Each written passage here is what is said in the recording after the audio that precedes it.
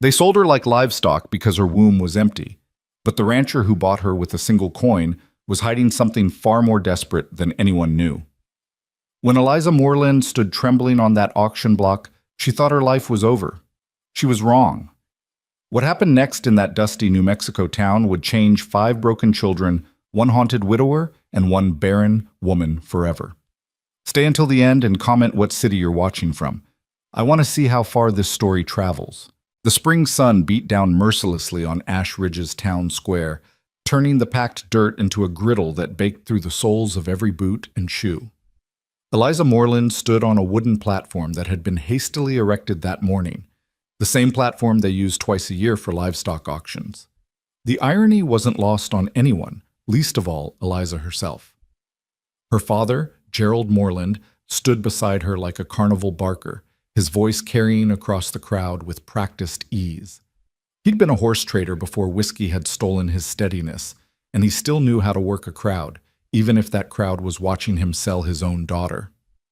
"Gentlemen of Ash Ridge and beyond," Gerald's voice boomed, though there was a slight tremor beneath the bravado that only Eliza could detect. "Before you stands a woman of 22 years, educated by the Sisters of Mercy, skilled in all domestic arts. She can cook a meal fit for a governor, sew stitches finer than any tailor in Santa Fe, and she knows her place, which is to keep her mouth shut and her hands busy." A few men in the crowd chuckled. Eliza felt her cheeks burn, but she kept her eyes fixed on a point just above the horizon, where the Sangre de Cristo Mountains met the sky. Her mother had taught her that trick years ago, back when her mother still spoke to her, still acknowledged her existence. Look beyond them, Eliza. Look to where they can't follow, and they can't touch you. But her mother's wisdom felt hollow now. Nothing could protect her from this, nothing except the mercy of whatever man might take pity on her enough to offer a price. "Now, I know what you're all thinking," Gerald continued, his voice taking on a conspiratorial tone as he leaned forward. "You're thinking, 'Gerald, why would a man like you be selling such a prize? What's wrong with her?'" The crowd murmured in agreement. This was the part they'd all been waiting for. In a town of 300 souls, there were no secrets, only different versions of the truth. Gerald straightened, his face arranging itself into an expression of practiced sorrow. "My daughter was married 3 years to Harold Pemberton, God rest his soul. A good man, a strong man, but the Lord saw fit to take him in a riding accident last autumn." Heads nodded. They all knew about Harold's death, thrown from his horse in a ravine, neck broken clean. Some whispered it had been suicide, that the shame of a barren wife had driven him to it. Others said he'd been drunk, like half the men in the territory. The truth, Eliza knew, was simpler and sadder. Harold had been a mediocre horseman who'd taken a trail too fast in fading light, and gravity had done the rest. "In those 3 years of marriage," Gerald continued, his voice dropping, "the Lord did not see fit to bless their union with children. The midwives confirmed it. The problem lies with her. She's barren as the Salt Flats, gentlemen, can't bear children, never will." The murmur in the crowd changed tone. Some men shifted uncomfortably, suddenly finding their boots fascinating. Others leaned in with renewed interest, a different kind of interest that made Eliza's skin crawl. "But," Gerald raised his hand, silencing the whispers, "but she's healthy. She's young enough yet. And she's got skills that would make any household run smooth as clockwork. A man doesn't need sons from every woman under his roof. Maybe you've got children already.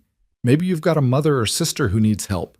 Maybe you just need someone to cook and clean and not complain about the life you offer her." He paused, letting his words sink in. Then he named his price. "I'm asking $50, that's all. $50 for a lifetime of service. A woman who will be grateful for whatever roof you put over her head, whatever food you see fit to provide.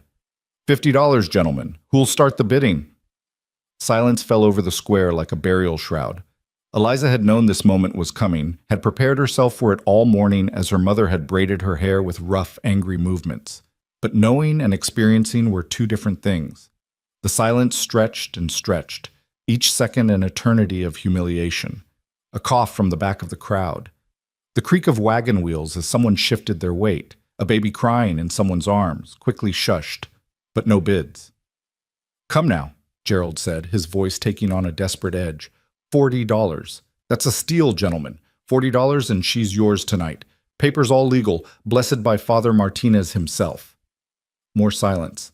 Eliza could feel her father's desperation radiating beside her like heat from a stove. Her mother stood at the edge of the crowd, her face carved from stone, refusing to meet Eliza's eyes. Her younger brother, Thomas, was nowhere to be seen, probably hiding in the saloon, unable to watch this degradation of his sister. $30, Gerald said, his voice cracking now. $30, gentlemen. That's less than a decent horse, less than a month's whiskey money. Surely one of you needs... Does she know how to handle children? The voice came from the back of the crowd, deep and rough as creek gravel. The assembled people parted slightly, creating a corridor through which a man walked forward with measured, unhurried steps. Eliza's eyes flicked to him despite herself. He was tall, easily over 6 feet, with shoulders that spoke of years of hard labor. His clothes were clean but worn, mended in several places with stitches that looked self-administered and practical rather than pretty. A wide-brimmed hat shadowed his face, but she could see a strong jaw darkened with several days of beard growth, and eyes that were a startling shade of blue-gray, like winter sky. Yes, Gerald seized on the question like a drowning man grabbing a rope. Yes, she's wonderful with children. She helped raise her younger brother, and she's got a gentle hand, patient as Job himself. The tall man stopped a few feet from the platform. Up close, Eliza could see the lines around his eyes, not from age, but from squinting into sun and wind. He couldn't have been more than 35, but he carried himself with the weariness of someone much older. How old are the children she's cared for? The man asked, his eyes fixed on Gerald, not Eliza. She felt oddly grateful for that. Oh, all ages, Gerald improvised wildly. Babes to near grown. She's got away with them, you understand. Natural instinct. I asked her, the man said quietly, and now his eyes did shift to Eliza. Not you. The square went utterly silent. No one spoke to Gerald Moreland that way, not in public, not when he was already humiliated by having to sell his daughter like livestock. But Gerald, surprisingly, shut his mouth. Well, miss? The tall man's voice was gentle, but there was steel underneath it. How old were the children you've cared for? Eliza's throat was dry. She hadn't expected to be asked a direct question, hadn't prepared for actual conversation. My brother Thomas, she managed, her voice rough from disuse. I helped raise him from when he was born until he was old enough for school. He's 16 now. The man nodded slowly. Just the one, then? Yes, sir, just the one. She paused, then added, but I helped at the church sometimes. Father Martinez would bring children from families that were struggling. I'd watch them during services, keep them quiet and fed. Ages? Young ones, mostly, walking to about 8 years old. The man was quiet for a long moment, studying her with those winter sky eyes. Eliza felt herself being assessed, measured, but not in the way the other men in the crowd had looked at her. He wasn't evaluating her hips or her face or her potential for warming a bed. He was looking at something else, something she couldn't quite define. She can't have children, Gerald interjected, clearly worried that this potential buyer was losing interest. I want to be clear about that, so there's no dispute later. The midwives confirmed it after 3 years of marriage produced nothing. If you're looking for a woman to give you sons, you'll need to look elsewhere. I have sons, the man said simply. 5 children total. Their mother died 16 months ago, influenza. A wave of understanding rippled through the crowd. Several women made sympathetic noises. Losing a wife to influenza was common enough, but 5 children without a mother. That was a tragedy that hit different. 5? Gerald's eyes lit up. Well then, sir, you're looking at exactly what you need. $30 and she's yours, ready to mother those children like they were her own flesh and blood. The man's jaw tightened slightly at that, but he didn't respond to Gerald. Instead, he kept his attention on Eliza. What's your name? Eliza, sir. Eliza Moreland. Was Pemberton, but... She trailed off. She'd reclaimed her maiden name after Harold's death, unable to bear the weight of the Pemberton family's judgment any longer. Eliza, he repeated, testing the name. Then, after another long moment of consideration, He reached into his coat pocket and pulled out a small leather pouch. From it, he extracted a single coin, a silver dollar, and placed it on the edge of the platform with a soft clink. The crowd gasped. Gerald's face went purple. "Now see here," Gerald sputtered. "I said $30. That's $1. One. That's an insult, sir, and I'll not have my daughter—" "This is all she's worth in this town," the man interrupted, his voice still quiet but carrying an edge now. "Because in this town, she's been judged and found wanting through no fault of her own. She's been called barren, useless, a burden. You're selling her because you're ashamed of her. Every person in this square knows it."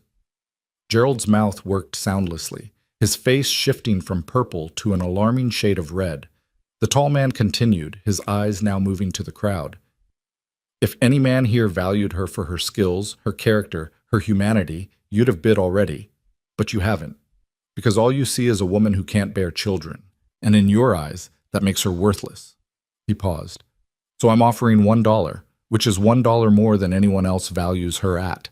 And when she leaves here with me, she won't be judged anymore. Not in my house. Not by my children. Not by me."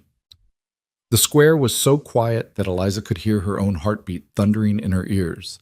She stared at this stranger, this tall rancher with winter eyes and a voice like distant thunder, and felt something crack open in her chest, something that had been frozen solid since the day the midwife had confirmed what Harold's mother had been whispering for years. That's robbery." Gerald finally found his voice. "Highway robbery.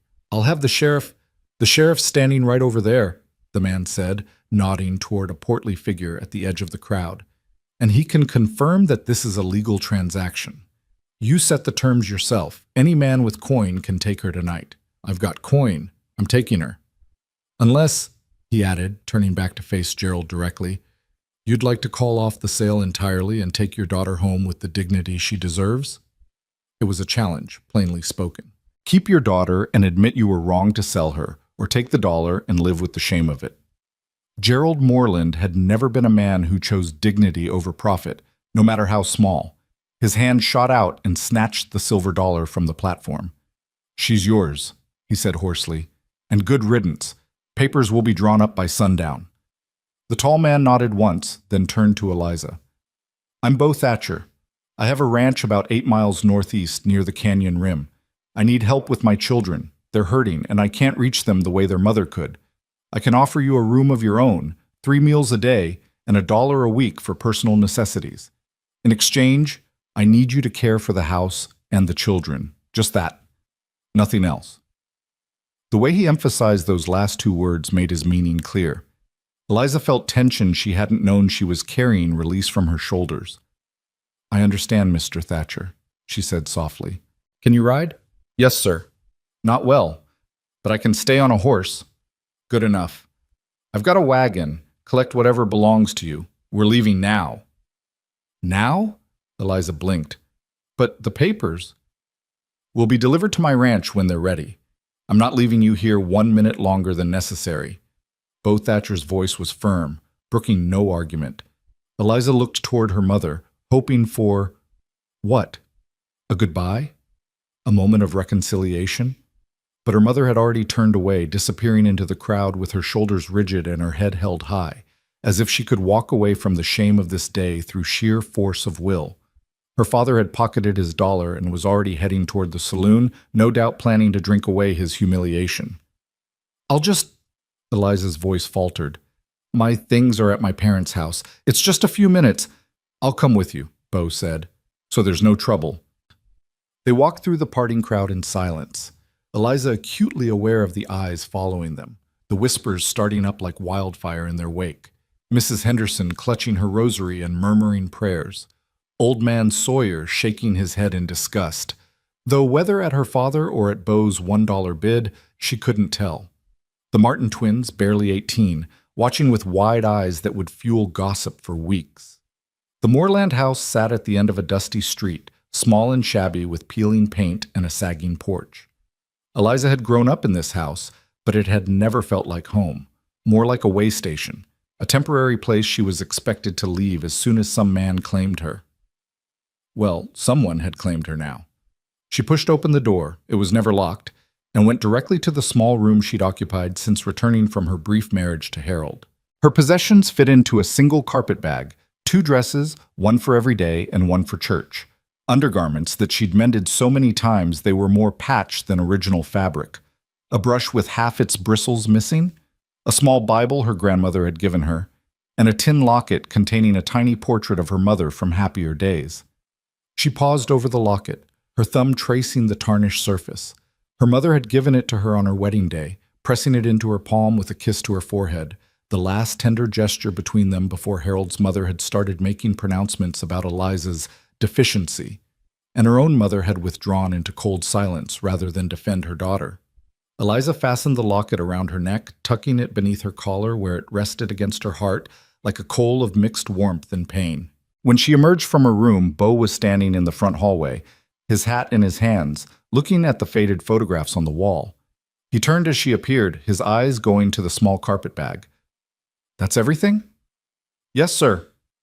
Something flickered across his face, pity, maybe, or anger on her behalf, but he didn't comment on how little she owned. Instead, he simply nodded and held the door open for her. "After you, Miss Moreland." The wagon was parked in front of the general store, a sturdy buckboard with worn but well-maintained wheels. 2 horses stood patiently in their traces, their coats dull with dust from the road. Beau helped Eliza up onto the bench seat with a brief touch to her elbow, then climbed up beside her and took the reins. They left Ash Ridge behind without ceremony, the wagon wheels crunching over the packed dirt road as the sun began its descent toward the western horizon. Eliza didn't look back. There was nothing in that town she wanted to remember. For the first hour, they rode in silence. The landscape rolled past, scrub brush and scattered pinon pines, red rock formations jutting up from the earth like the bones of ancient giants. The air smelled of dust and sage, carried on a wind that never quite stopped blowing in this part of the territory. Eliza kept her hands folded in her lap, her carpet bag tucked securely at her feet. She wanted to ask questions about the children, about the ranch, about what exactly would be expected of her, but the silence felt too fragile to break.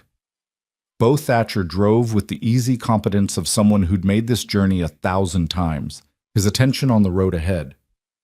Finally, as the sun touched the mountain peaks and painted the sky in shades of orange and deep purple, Beau spoke. "The children," he said, his voice rough from disuse, "they're not easy right now. The oldest, James, he's 12, thinks he's the man of the house since I'm gone so much managing the ranch. Then there's Matthew, he's 9, and he's angry at everything, at me for not saving their mother, at God for taking her, at the world for keep spinning when his stopped." Eliza listened, not interrupting. "Levi's 7, Beau continued, quietest child you'll ever meet. Hasn't said more than a dozen words since the funeral. The twins are 5, Nathaniel and Mira. Mira's the only girl." He paused, his jaw tightening.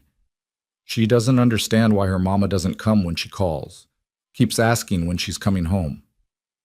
"And you tell her?" "The truth. That her mama's with God now, that she's not coming back. But truth doesn't mean understanding, not at 5 years old." Beau's hands tightened on the reins. "My wife," Catherine was her name, "she was the heart of everything. The house, the family, the whole ranch. When she died, it was like someone ripped the center out of our world and expected us all to just keep standing." "I'm sorry," Eliza said softly. "That's a terrible loss." "Yes." Beau was quiet for another long moment. Then, "I need to be clear about something, Miss Moreland. I didn't bring you to my ranch to replace Catherine. No one could do that. And I didn't bring you to be my wife. I'm not ready for that, may never be ready for it. I brought you because my children are drowning in grief, and I can't reach them. I'm not good with words, never have been. I can mend a fence, deliver a calf, break a horse, but I can't fix what's broken in my children's hearts." "I don't know if I can either," Eliza admitted. "I've never lost anyone the way they've lost their mother. I don't know if I'm capable of—" "I'm not asking you to fix them," Beau interrupted gently. "I'm just asking you to be there, to keep the house from falling apart, to make sure they eat and wash and sleep, to be a steady presence when everything else feels like it's crumbling. Can you do that?" Eliza thought about it, really thought about it. She'd spent the last year feeling like a failure, marked as defective by every person who'd known about her inability to conceive.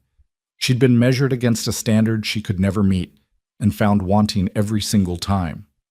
But this man, this stranger who'd bought her for $1 and promised she wouldn't be judged anymore, was asking her to do something she might actually be capable of. Not to give birth, not to provide heirs, just to show up, to be present, to care. "Yes," she said, surprised by the steadiness in her own voice. "Yes, I can do that." Bo nodded, something like relief crossing his weather-beaten features. "Good, that's good." They rode on as twilight deepened into true night. Stars began appearing overhead, more stars than Eliza had ever seen from town, painting the sky in swaths of silver light. The temperature dropped quickly, as it always did in the high desert, and Eliza wrapped her thin shawl more tightly around her shoulders. Without a word, Bo reached behind the seat and pulled out a heavy wool blanket, offering it to her. "Thank you," Eliza murmured, draping it across her lap. It smelled of horse and leather and wood smoke, the scent of someone else's life, someone else's home. She was entering a world that had already been built without her, trying to fit into a space carved out by a dead woman's absence. The thought should have terrified her. Instead, she felt a strange sense of calm settling over her shoulders like the blanket. Maybe it was because the expectations were clear and achievable. Maybe it was because Bo Thatcher had looked at her with winter sky eyes and seen something other than her barrenness. Maybe it was simply because anything, absolutely anything, was better than standing on that platform while her own father sold her to the highest bidder, or in this case, the only bidder. "There," Bo said, pointing ahead. "That's home." Eliza followed his gesture and saw lights flickering in the distance, lantern light, warm and yellow against the darkness. As they drew closer, she could make out the shape of buildings: a main house, a barn, several outbuildings clustered together like a small settlement carved out of the wilderness. The house itself was larger than she'd expected, a 2-story structure with a wide porch wrapping around the front. It looked solid, well built, though even in the darkness she could see signs of neglect: peeling paint, a shutter hanging loose, weeds growing up through the porch steps. A house without a woman's hand for 16 months would show such signs. Bo brought the wagon to a stop in front of the porch and set the brake. Before Eliza could move, the front door burst open and children spilled out, all 5 of them, illuminated by the lantern light behind them, staring at the wagon with expressions ranging from curiosity to outright hostility. "Pa!" The smallest one, Mira, Eliza guessed, ran down the steps despite the loose boards. "You were gone forever and ever." "Just since this morning, baby girl," Bo said, his voice softening in a way it hadn't during their entire journey. He climbed down from the wagon and swept the little girl up into his arms. "Were you good for James?" "She was a terror," said the tallest boy. James, clearly, with his father's build already showing in his shoulders and his mother's dark hair, his eyes fixed on Eliza with unmistakable suspicion. "Who's that?" "This is Miss Eliza Moreland," Bo said, setting Mira down and turning to help Eliza from the wagon. "She's going to be staying with us, helping with the house and looking after you children while I'm working." "We don't need looking after," James said flatly. "I've been managing just fine." "You burned the biscuits again this morning," piped up one of the twins, a boy with a gap-toothed grin. "And you put salt in the coffee instead of sugar." "Shut up, Nathaniel." "Boys," Bo's voice carried a warning. "Mind your manners. Miss Moreland, these are my sons, James, Matthew, Levi, and Nathaniel, and this is Mira." Eliza climbed down from the wagon, clutching her carpet bag, and faced the children. James was scowling openly. Matthew, the 9-year-old, stood with his arms crossed, and his jaw set in a way that reminded her painfully of her own brother when he was angry. Levi, true to his father's description, watched her with enormous eyes, but said nothing. The twins stood together, Nathaniel curious and Mira partially hiding behind her brother. "Hello," Eliza said, unsure whether to smile or maintain a serious expression. "I'm pleased to meet you all." Silence. The children stared at her like she was a puzzle they didn't particularly want to solve. "Is she going to be our new ma?" Mira asked, her voice small. "No," Bo said firmly. "Your ma is your ma, always will be. Miss Eliza is here to help, that's all." "We don't need help," James repeated, but there was less conviction in his voice now. He looked tired, Eliza realized, bone-deep tired in the way that came from carrying too much weight for too long.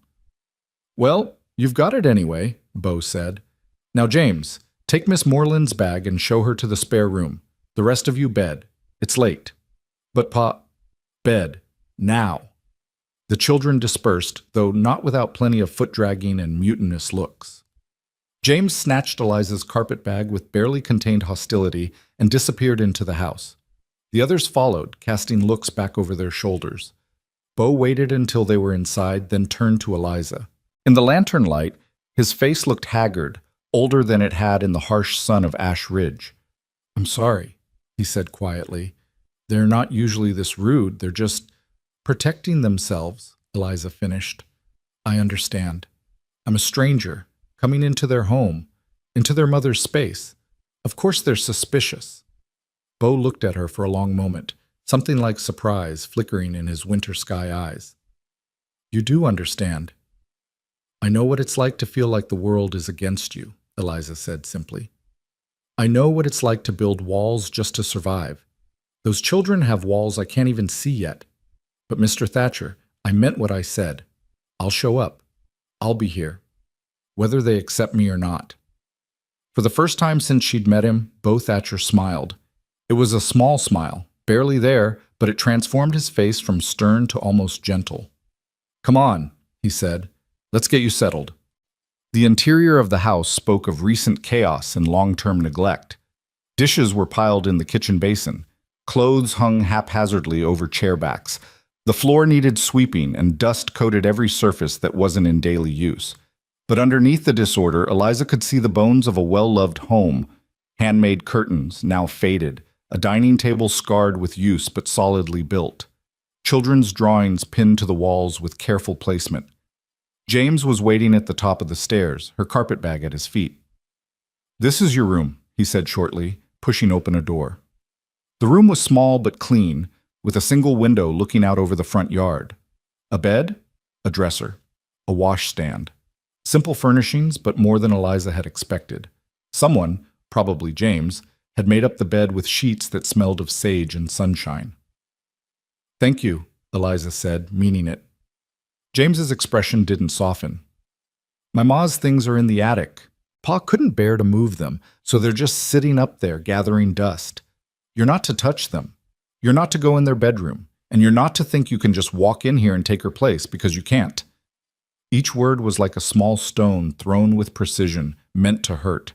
But Eliza had been hurt by experts, Harold's mother, her own parents, the whole town of Ash Ridge. A 12-year-old boy's anger, no matter how justified, couldn't touch her the way their judgment had. "I'm not here to take anyone's place, James," she said quietly. "I'm here to help, that's all." "We'll see," James said, and turned on his heel, leaving her alone in the small room with her carpetbag and her thoughts. Eliza sat on the edge of the bed, her hands trembling slightly now that she was finally alone. The enormity of what had happened today was beginning to sink in. This morning, she'd woken in her childhood bedroom in Ash Ridge, knowing her father planned to sell her but not believing it would actually happen. Tonight, she was in a stranger's house, 8 miles from everything she'd ever known, responsible for 5 grieving children who wanted nothing to do with her. She pulled the locket from beneath her collar and opened it, looking at the tiny portrait of her mother. The woman in the picture was smiling, young, full of hope. Nothing like the cold stranger who'd turned away from her in the square today. "I'm sorry, Mama," Eliza thought. "I'm sorry I couldn't be what you wanted. I'm sorry I'm broken." But even as she thought it, Bo Thatcher's words echoed in her memory. "She won't be judged anymore. Not in my house. Maybe broken was all right here. Maybe broken could still be useful." Eliza changed into her nightgown, washed her face in the basin, and crawled between the sage-scented sheets. Through the thin walls, she could hear the sounds of the house settling, floorboards creaking, a child coughing, the distant sound of Bo's boots on the stairs. Tomorrow, she thought, she would begin the work of earning her place here. Tomorrow, she would face whatever challenges these children threw at her. Tomorrow, she would prove that a woman didn't need a working womb to have value. But tonight, alone in a strange room in a house full of grief, Eliza Moreland let herself cry for everything she'd lost and everything she might never have. She cried for her marriage, for her parents' love, for the children her body would never create. She cried for the woman she'd been expected to be and the woman she actually was. And somewhere in the depths of that grief, she found the smallest spark of something else. Not hope, exactly. Not yet, but possibility. The possibility that here, in this broken house with these broken children and this broken man, she might finally find a place where being broken was enough.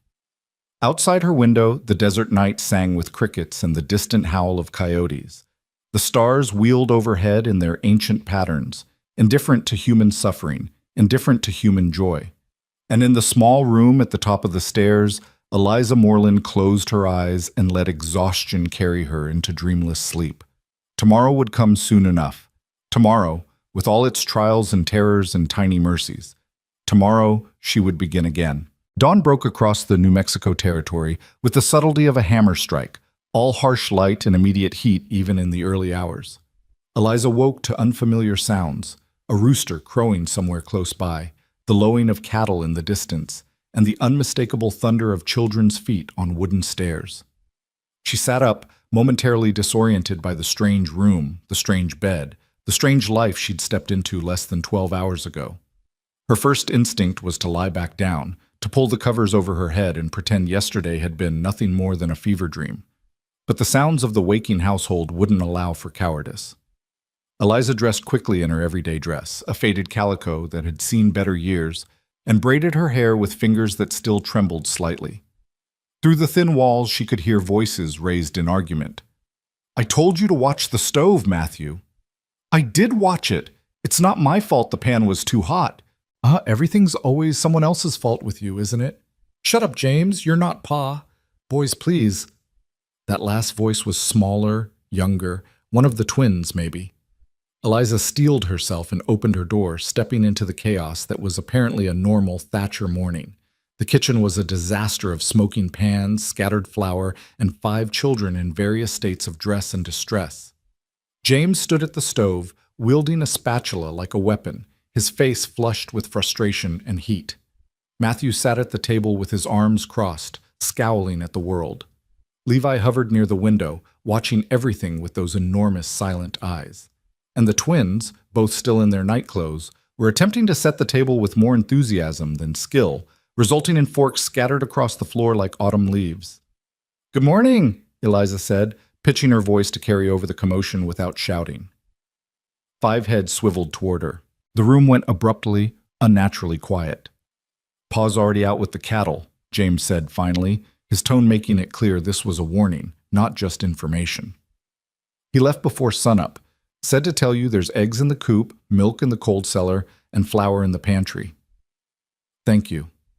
Eliza moved into the kitchen, assessing the damage. Burned eggs in one pan, what looked like the remains of an attempted pancake in another. Coffee, boiling over on the back burner, filling the room with a bitter smell. "May I?" James stepped back from the stove with obvious relief masquerading as indifference. "Suit yourself." Eliza had learned to cook in her mother's kitchen under the strict tutelage of a woman who believed that proper food preparation was a woman's highest calling. She'd never particularly enjoyed it, but she knew her way around a stove. She removed the ruined pans, dumped the coffee, which was more sludge than beverage, and started fresh. The children watched her in silence, their expressions ranging from James's barely concealed hostility to Mira's wide-eyed curiosity. "Nathaniel, Mira," Eliza said as she measured coffee grounds, "could you pick up those forks and put them in the basin? We'll need to wash them before we use them." The twins looked at each other, then at James, clearly seeking permission. When he didn't object, they scurried to obey, treating it like a game to see who could collect the most forks. "Matthew," Eliza continued, finding eggs in a basket near the door, "would you mind fetching water from the pump? We'll need it for washing up." "Get it yourself," Matthew said, not moving from his chair. Eliza paused, an egg in each hand, and turned to look at the 9-year-old properly. His jaw was set, his eyes bright with challenge. This was a test, she realized. Push too hard and she'd lose him completely. Back down and she'd never earn his respect. "All right," she said mildly, turning back to her work. "I'll get it myself in a moment." Though I have to say, your father struck me as the kind of man who raises children with better manners than that. It was a gamble, invoking Beau's authority when he wasn't present to back her up, but something in the boy's expression flickered. Shame, maybe, or the ghost of remembered lessons about courtesy. He stood up so abruptly his chair scraped across the floor. "Fine," he muttered, grabbing the water bucket and stalking out the back door. Small victory. Eliza allowed herself a mental note of it before cracking eggs into a bowl. Beside her, James was studiously ignoring her presence, but she could feel his attention tracking her every move. "Your mother must have been a wonderful cook," Eliza ventured, whisking the eggs with a fork. "This is a well-organized kitchen. Everything has its place." "She was the best," Mira piped up, her voice carrying that peculiar combination of pride and pain that children use when talking about lost parents. "She made cinnamon rolls every Sunday, and her stew was better than anyone's in the whole territory." "Mira," James said sharply, "don't." "But it's true. And she sang while she cooked, and she let us help sometimes, and—" "I said don't!" James's voice cracked like a whip, and Mira's face crumpled. The little girl fled from the kitchen, her bare feet slapping against the wooden floor as she ran toward the stairs. The silence that followed was suffocating. James stood rigid, his hands clenched into fists, his face a mask of anger barely containing grief. Nathaniel had frozen mid-fork collection, looking between his oldest brother and the doorway where his sister had disappeared. Even Levi, silent Levi, had turned from the window to stare. "I'll go talk to her," Eliza said quietly. "You'll leave her alone," James shot back. "You don't know anything about her. You don't know anything about any of us." "You're right," Eliza agreed, setting down her whisk. "I don't know you. I don't know what your mother was like, or how much you miss her, or how angry you are that I'm here in her kitchen, using her pans, trying to fill a space that was never meant to be empty." She met James's eyes steadily. "But I know what it's like to hurt James, and I know that taking that hurt out on your little sister isn't going to make it better. So I'm going to go check on her, and you're going to let me because that's what your father asked me to do." For a moment, she thought James might physically block her path. His whole body vibrated with the need to assert control, to maintain the fragile order he'd built in the 16 months since his mother's death. But something in Eliza's calm refusal to be cowed must have reached him, because he stepped aside. "Don't expect her to like you," he said, his voice low and harsh. "Don't expect any of us to like you." "I don't," Eliza said honestly. "I just expect you to let me try." She found Mira in the room she apparently shared with her brothers, a cramped space with 2 sets of bunk beds and clothes strewn across every surface. The little girl was curled on the bottom bunk, clutching a rag doll that had seen better days, her small shoulders shaking with sobs. Eliza stood in the doorway for a moment, remembering her own childhood tears, the way her mother had sometimes held her and sometimes told her to stop being dramatic. She wasn't sure which approach would work here, or if any approach would work at all. But she'd told James she would try, and so she would try. "Mira?" Eliza lowered herself to sit on the floor beside the bed, not touching, just present. "Your brother didn't mean to yell at you. He's just hurting." "He's always mean now," Mira hiccuped into her doll. "He used to be nice before Mama died. He used to play with us and tell stories and make us laugh. Now he just yells all the time." "Grief does strange things to people," Eliza said softly. "It makes them angry at the wrong things, at the wrong people. Your brother's not really angry at you, sweetheart. He's angry at the world for taking your mother away. But you're here, and the world isn't, so sometimes the anger lands on you instead." Mira turned her tear-stained face toward Eliza, considering this. "Are you grieving too? Is that why you're here?" The question, asked with such innocent directness, hit Eliza like a physical blow. "In a way," she admitted. "I lost something too. Not a person, but a life I thought I was supposed to have. And when I lost it, I felt very angry and very sad, just like you feel about your mama." "Did it make you mean?" "Sometimes. I think sometimes I was mean to myself, in my head, telling myself I wasn't good enough, that I'd failed." Eliza paused, choosing her words carefully. "But then your father gave me a chance to try something different, to help someone instead of just feeling sorry for myself." Do you think that was a good thing for him to do? Mira nodded slowly, her fingers worrying at the doll's yarn hair. Mama always said helping people was the best medicine for sad hearts. Your mama sounds like she was very wise. She was the best mama in the whole world, Mira declared, fresh tears welling up. And I miss her so much my chest hurts, and nobody understands, not even Pa, because he's always working and he doesn't have time to talk about Mama anymore. Eliza's heart broke a little at that, at the image of this little girl carrying such a massive weight of grief with nowhere to put it down. She didn't have Bo's permission to make promises, didn't have the right to offer things that weren't hers to give, but she couldn't just sit here and do nothing. I can't be your mama, Mira, Eliza said gently. No one can be her except her, and she's gone. And that's the worst kind of unfair, but I can listen if you want to talk about her. I can hold your hand when the missing gets too big. I can make sure you eat breakfast and get tucked in at night and have clean clothes to wear. Would that be all right? Would that be a help? Mira studied her with those enormous blue eyes, her father's eyes, weighing Eliza's words with the gravity of a much older person. Finally, she nodded. I guess that would be all right. But I'm still going to miss Mama. Of course you are, Eliza said. You should miss her. Missing her means you loved her, and love doesn't stop just because someone's gone. Really? Really? Mira sat up, wiping her nose on her nightgown sleeve in a way that suggested she'd been missing maternal guidance for longer than 16 months. Are you going to make breakfast?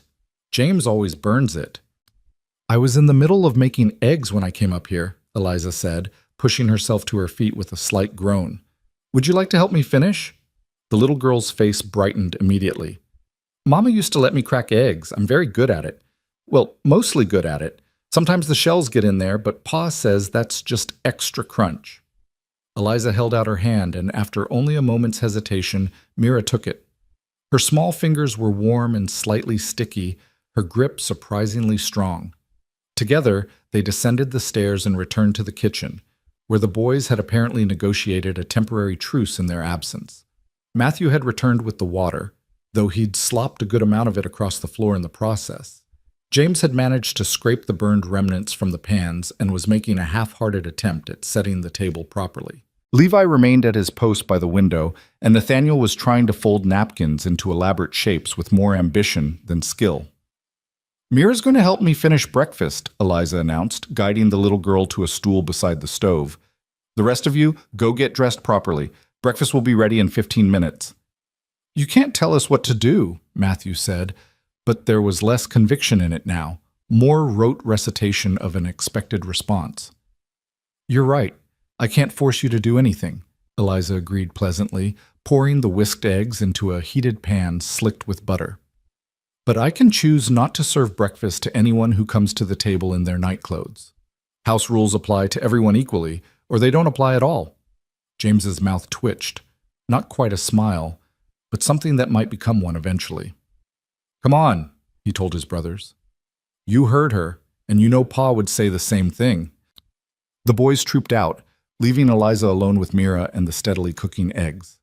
The little girl proved to be surprisingly capable in the kitchen, directing Eliza to the right cupboards for plates and the right drawer for utensils, chattering all the while about how her mother used to organize things, and why everything was where it was. And this spoon, Mira said, holding up a wooden spoon worn smooth with use. This was Mama's favorite for stirring stew.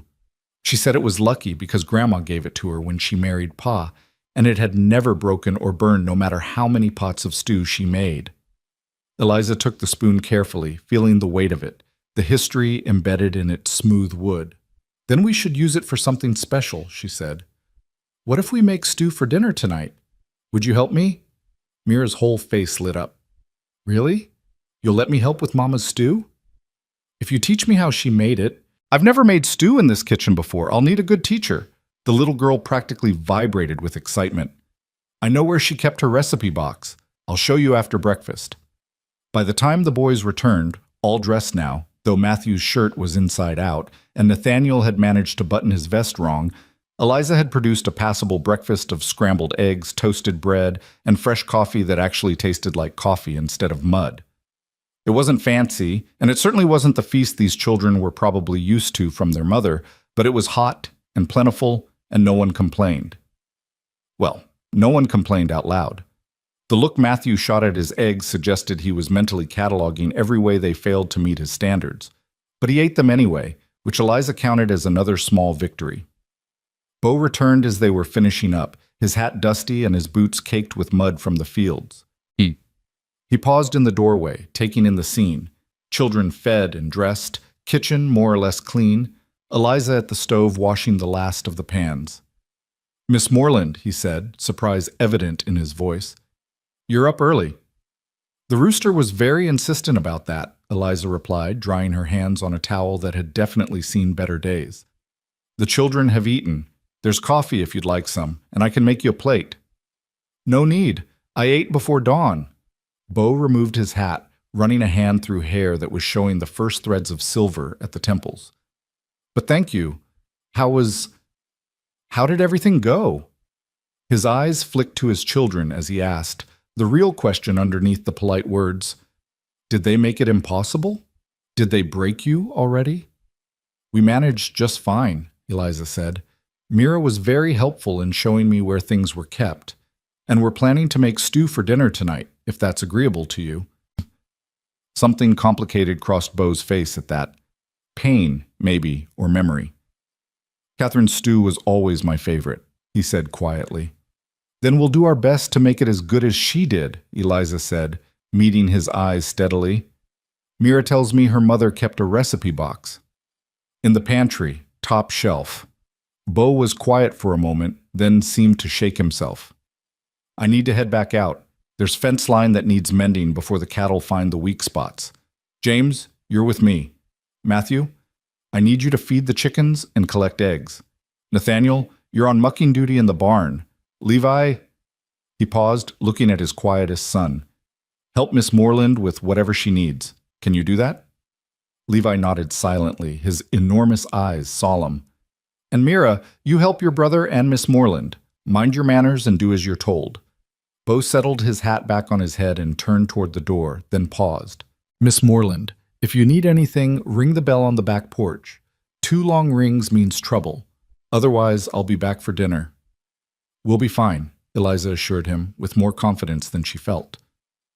Bo studied her for another long moment, as if weighing whether to believe her, then nodded and headed out with James trailing behind him, the 12-year-old's shoulders already taking on the set of a man's burden. The rest of the morning passed in a blur of domestic activity. Eliza discovered that the Thatcher household was desperately in need of the kind of deep cleaning that only happened when someone cared enough to notice the details. 16 months of grieving men and children had left its mark, dust in the corners, stains on the floors, windows that hadn't been properly washed in seasons. But underneath the neglect, she found evidence of Catherine Thatcher's careful stewardship. Carefully mended curtains, hand-embroidered dish towels, a sampler on the wall that read, "Bless this home," in neat cross-stitch. Every sign of a woman who had loved this place, who had poured her heart into making it more than just a house. Eliza worked steadily through the chaos, teaching Mira and the reluctant Nathaniel how to properly sweep a floor, how to dust without just moving the dirt from one place to another, how to shake out rugs and hang them to air.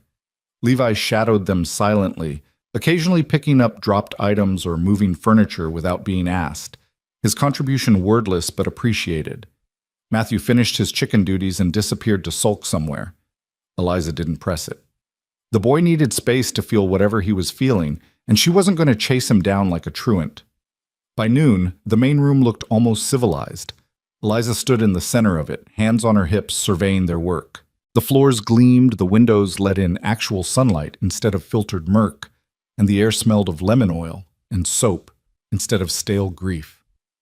"It looks like it used to," Mira said softly, standing beside her. "When Mama was here." "Your Mama had good taste," Eliza said, "and she took care of things. We're just continuing what she started."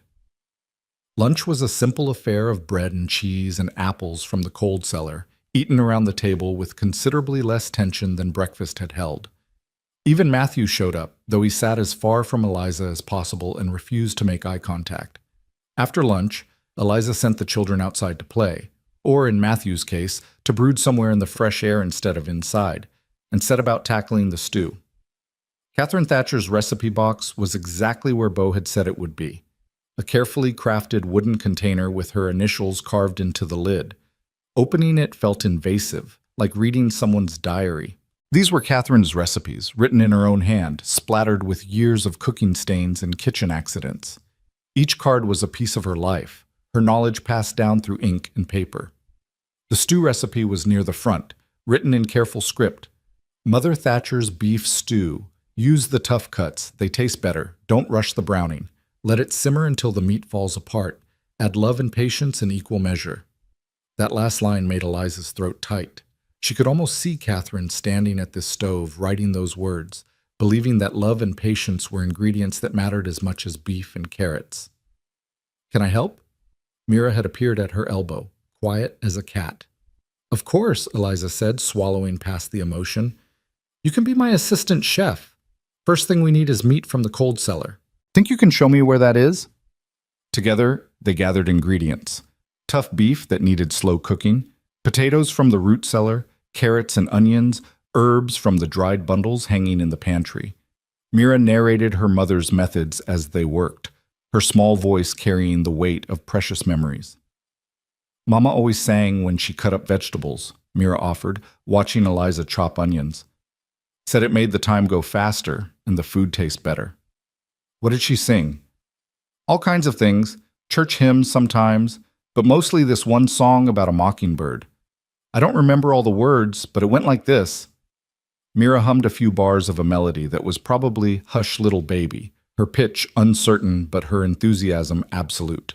Eliza found herself humming along, then quietly singing the words she remembered from her own childhood. Her voice was nothing special, serviceable but plain, but it filled the kitchen with something other than silence and grief. By the time Beau and James returned, dusty and tired from their fence mending, the house smelled like home, like beef and herbs and fresh-baked biscuits, like effort and care, and the beginnings of healing. Beau stood in the doorway again, but this time his expression was different. Not surprise, but something deeper, something that looked almost like pain. Pa? James touched his father's arm. You all right? Fine, Beau said hoarsely. Just smells like it used to, that's all. He didn't say more, just moved to wash up at the basin. But Eliza saw the way his hand shook slightly as he worked the pump, the way he kept his face turned away from his children so they wouldn't see whatever emotion was threatening to unmoor him. Dinner was a quiet affair, tension threaded through every bite. The stew was good, not perfect, but good, and the children ate with the kind of focus that suggested they'd been half-starved for this particular comfort food. Even Matthew managed 3 helpings, though he still refused to acknowledge Eliza directly. This is just like Mama's, Mira announced happily. Miss Eliza made it from Mama's recipe, and I helped. It's very good, Beau said, his voice carefully neutral. Thank you, Miss Moreland. Mira did most of the work, Eliza demurred. She knew exactly how her mother made it. I just followed instructions. James looked up at that, something shifting in his expression. Not acceptance, not yet, but maybe the first crack in his armor. You used Ma's recipe box? With your father's permission, yes. Eliza met the boy's eyes. Your mother's recipes are treasures, James. They deserve to be used, to keep feeding this family the way she would have wanted. I hope that's all right. James didn't answer immediately, turning the question over in his mind. Finally, he nodded once. Yeah, I guess that's all right. Ma wouldn't want all her recipes just sitting there gathering dust. It was the first thing approaching approval James had offered, and Eliza accepted it for the gift it was. After dinner, the children scattered to their evening routines, James to help his father with final chores, Matthew to wherever he went to be alone with his anger, the younger ones to play in the fading light. Eliza cleaned up the kitchen, her hands moving through the familiar rhythm of washing and drying and putting away. She was elbow-deep in soapy water when Levi appeared at her side, so quiet she hadn't heard him approach. He held out a tin cup with both hands, offering it like a sacred object. Eliza dried her hands and took the cup, examining it. It was dented, clearly well used with no particular distinction except for the fact that a small flower had been scratched into the metal. Amateur work, probably done with a nail. "Did you want me to wash this?" she asked gently. Levi shook his head. Then, in a voice so soft she had to strain to hear it, "For you, Mama's cup. She'd want you to have it." The words, coming from this silent child who hadn't said more than a dozen words since his mother's funeral, hit Eliza like a thunderclap. She knelt down, bringing herself to Levi's eye level, the cup cradled in her palms. "Levi, this is precious. Are you sure?" He nodded, his eyes enormous and solemn. Then, even softer, "You're nice to Mira. Mama would like that." Before Eliza could respond, before she could even process what this gesture meant, Levi had turned and fled, disappearing into the gathering dusk with the speed of a startled deer. Eliza stayed kneeling there for a long moment, this battered tin cup in her hands, tears she hadn't planned on crying sliding down her cheeks. She'd spent the last year being told she was worthless, being measured against an impossible standard and found wanting at every turn. And now this quiet little boy, who barely spoke to anyone, had given her his mother's cup and called her nice. It was such a small thing, such an impossibly small thing, but it felt like being handed a piece of the sun. "Miss Moreland?" Beau's voice from the doorway made her start. She stood quickly, swiping at her wet cheeks with the back of her hand, trying to compose herself. "I'm sorry," she said. "I was just... Levi gave me this cup and I..." "Catherine's cup," Beau said quietly, stepping fully into the kitchen. She drank her morning coffee from it every day, claimed it kept the coffee hotter than any other cup in the house, though I think it was just because it was her favorite. "He said she'd want me to have it, because I was nice to Mira." Eliza's voice cracked despite her best efforts. "I don't think anyone's called me nice in a very long time, Mr. Thatcher." Beau moved closer, his boots soft on the clean floor, and gently took the cup from her trembling hands. He turned it over, finding the scratched flower, his thumb tracing it with obvious familiarity. "I did that," he admitted. "Scratched that flower on there for her first Mother's Day after James was born. Wanted to give her something special, but we didn't have much money. So I took a nail and spent an evening scratching this sorry excuse for a daisy into the tin. She cried when I gave it to her, told me it was the most beautiful thing she'd ever seen." He handed the cup back to Eliza, his winter sky eyes holding hers. "Levi hasn't spoken more than a handful of words since the funeral. The doctor said it's grief, that he'll talk again when he's ready. But he talked to you today. Gave you something precious. That means something, Miss Moreland. That means you're doing exactly what I hoped you'd do." "I'm just trying to help," Eliza whispered. "I don't know if I'm doing it right. I burned the first pot of coffee this morning, and I'm pretty sure Matthew hates me, and James barely tolerates my existence, and I keep feeling like I'm walking through someone else's life, someone else's home." "You are," Beau interrupted gently. "You're walking through Catherine's life, trying to keep it going when she can't. That's an impossible task, Miss Moreland. No one expects you to be her, but maybe you can be yourself here. Maybe that's enough." Eliza looked down at the cup in her hands, at the scratched flower that represented a young father's love for his wife, now entrusted to a stranger's care. "I hope so," she said. "I hope I'm enough for them. For all of you."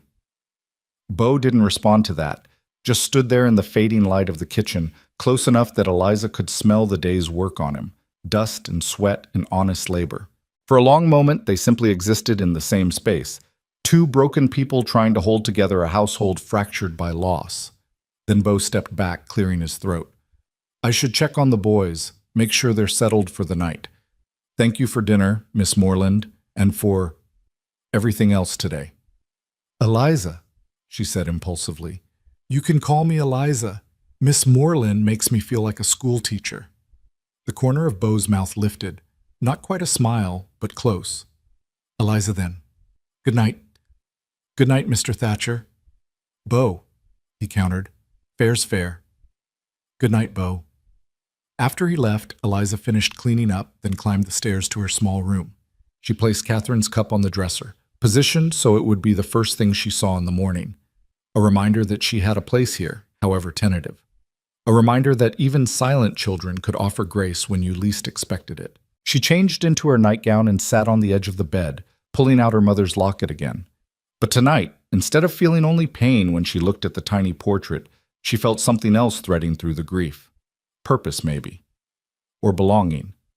Or just the simple relief of having made it through one full day without completely falling apart. Outside her window, the desert night sang its ancient song, and in the house below, 5 children and 1 grieving father settled into sleep.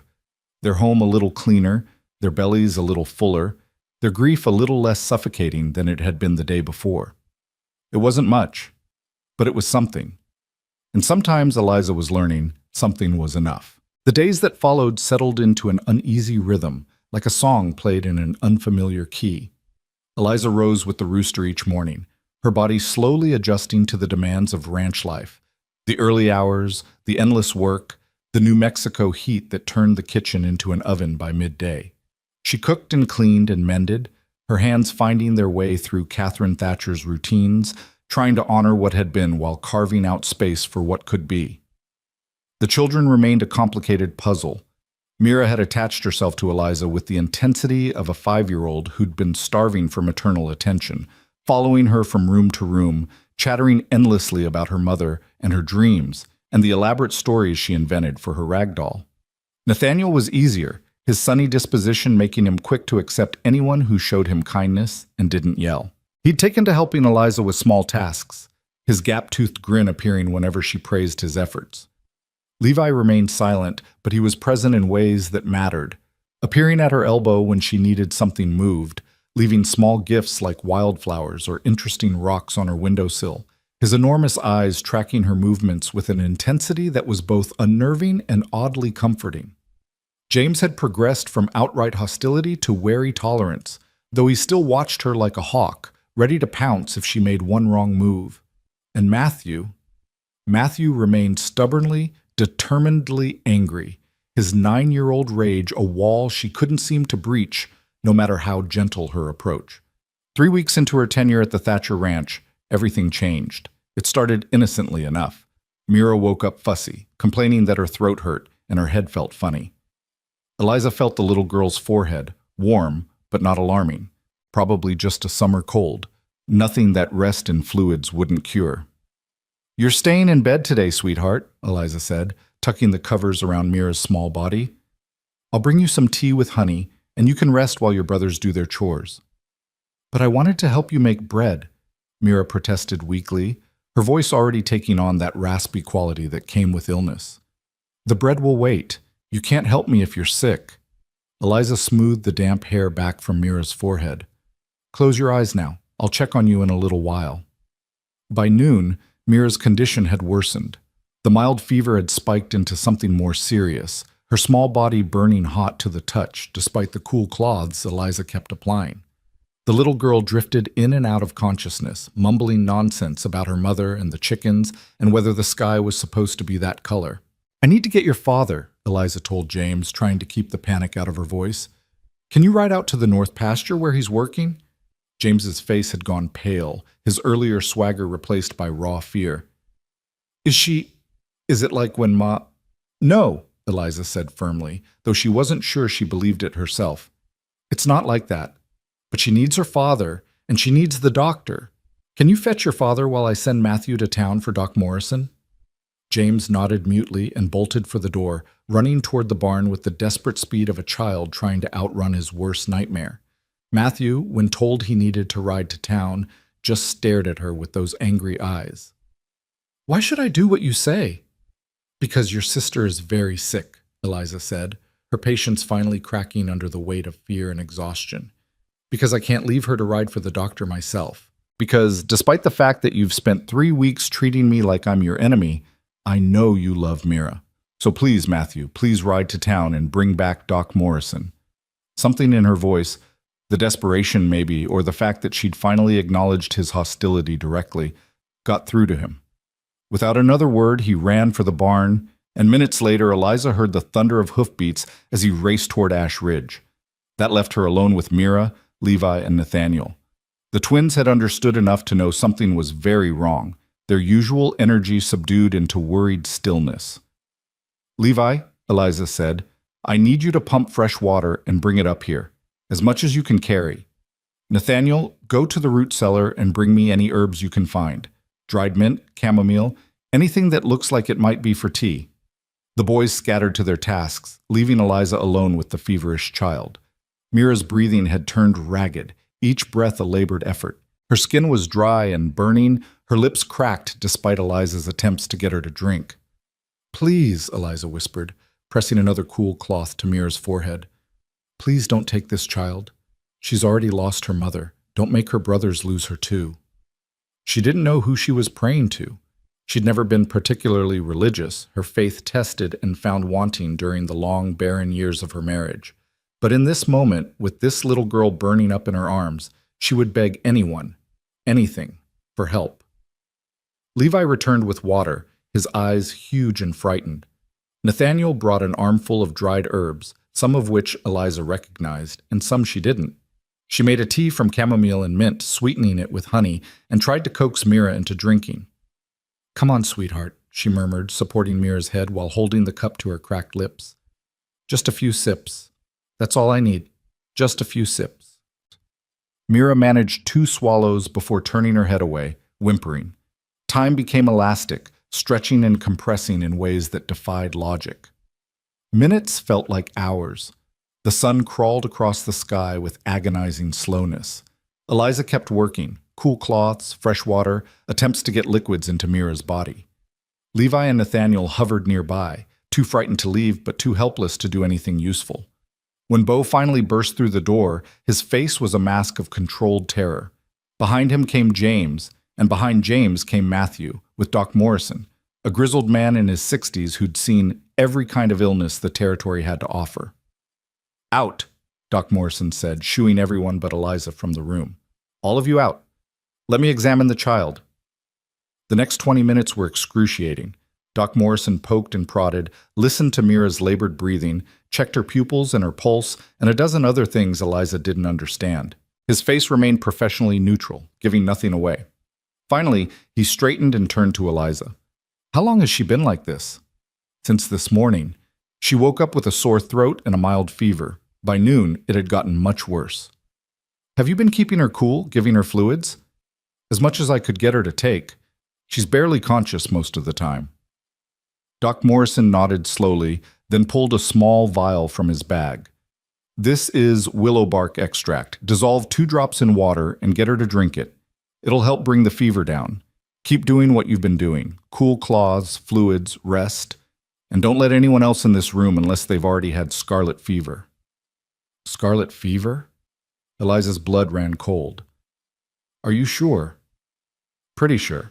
The rash will confirm it in the next day or so, but all the signs are there." He fixed her with a stern look. "This is serious, miss. This fever could kill her if it gets any higher. You need to stay with her, keep her cool, get fluids in her any way you can. Can you do that?" "Yes," Eliza said, her voice steadier than she felt. "I can do that." "Good. I'll be back tomorrow to check on her. In the meantime, keep everyone else away. Scarlet fever spreads like wildfire, and the last thing this family needs is all 5 children sick at once." He left the vial on the bedside table and headed downstairs to give Bo the same grim news. Eliza could hear the murmur of voices, the sharp intake of breath when Bo learned what his daughter was facing, the doctor's measured reassurances that meant nothing in the face of actual fear. When Bo appeared in the doorway, his face was gray. "Doc says you're to stay with her, that you're doing everything right." "I'll take care of her," Eliza promised. "I won't leave her side." "The boys will be fine. They can manage for a few days. James knows how to cook basic meals, and Levi and Nathaniel can handle the chickens and the smaller chores. You focus on the ranch, and I'll focus on Mira." Bo looked at his daughter, so small and fragile in the bed, and something broke in his expression. "I can't lose her too," he said hoarsely. "I can't. It'll kill me." "You won't lose her," Eliza said with more confidence than she possessed. "I won't let you lose her." He left then, because there was nothing else he could do, and Eliza settled in for the longest night of her life. She pulled a chair close to the bed and kept vigil, changing the cool cloths every few minutes, dripping water and willow bark extract onto Mira's cracked lips, monitoring every breath and whimper. Levi brought her food she didn't eat. Nathaniel brought fresh water without being asked. James appeared in the doorway every hour, his face haggard with worry, needing to see that his sister was still breathing. Even Matthew came, standing in the hallway outside the room, not entering but not leaving either. When Eliza caught his eye, she saw past the anger for the first time. Saw the terrified little boy underneath, the child who'd already lost one person he loved and couldn't bear to lose another. "She's going to be all right," Eliza told him softly. "I promise you, Matthew. I'm going to make sure she's all right." "You can't promise that," Matthew said, his voice cracking. "Nobody can promise that. Ma died even though everyone said she'd get better. You can't promise anything." "You're right," Eliza admitted. "I can't know for certain what's going to happen, but I can promise that I'll do everything in my power to help her. I won't sleep, I won't rest, I won't stop fighting for her. That much I can promise." Matthew stared at her for a long moment, then nodded once and disappeared back down the hallway, his footsteps heavy with the weight of remembered grief. The night deepened. Mira's fever raged. Eliza worked through exhaustion, through the ache in her back from bending over the bed, through the scratchy dryness of her own eyes. She sang every lullaby she could remember from her childhood, her voice rough but persistent. She told stories about brave little girls who fought dragons and won. She prayed in whispered fragments, bargaining with a god she wasn't sure was listening. Somewhere around 3 in the morning, Mira's fever spiked higher. The little girl began thrashing, her small body convulsing with the heat, her skin so hot it hurt to touch. Eliza's calm cracked. "No, no, no," she whispered frantically, stripping away the blankets, pressing cool cloths everywhere she could reach. "Come on, sweetheart, come back to me. Come back." She worked with desperate efficiency, changing the water to make it colder, adding more willow bark extract, physically holding Mira still so she wouldn't hurt herself in her delirium. Tears streamed down her face, unchecked as she worked, her hands moving on instinct while her mind screamed prayers and pleas into the darkness. "You can't have her," Eliza said fiercely to the empty room, to whatever force decided who lived and who died. "I don't care what you took from me. I don't care that my body couldn't give life. I'm giving it now. I'm choosing this child, this life, this moment, and you can't have her." Time lost all meaning. There was only Mira's burning skin and Eliza's cool cloths, only the ragged breathing and the whispered prayers, only the endless battle between fever and will. And then, just as the first gray light of dawn began seeping through the window, something shifted. Mira's thrashing slowed. Her breathing, while still labored, became more regular. Eliza pressed her palm to the child's forehead and felt not coolness, not yet, but less heat. The fever was breaking. "That's it," Eliza whispered, exhausted tears falling faster now. "That's my girl. Come back to us. Come on back." As the sun rose over the New Mexico desert, painting the sky in shades of gold and pink, Mira's eyes fluttered open. They were glassy and unfocused, but they were open. Her cracked lips moved, forming words that came out as barely audible whispers. "Thirsty." It was the most beautiful word Eliza had ever heard. "Yes, sweetheart, yes, I'll get you water." Eliza's hand shook as she poured fresh water, adding a drop of honey for sweetness. She supported Mira's head with infinite gentleness and helped her drink. The little girl managed 3 sips before turning her head away with a soft whimper. But it was enough. It was progress. It was life choosing to stay instead of slip away. "More later," Eliza promised, setting the cup aside. "Rest now. You're going to be all right." "Mama?" Mira's voice was confused, her eyes struggling to focus. Eliza's heart clenched. "No, sweetheart. It's Miss Eliza. Your mama's still with God, remember? But I'm here. I'm right here, and I'm not going anywhere." Mira's face crumpled, fresh tears leaking from the corners of her eyes. "Want mama?" I know you do."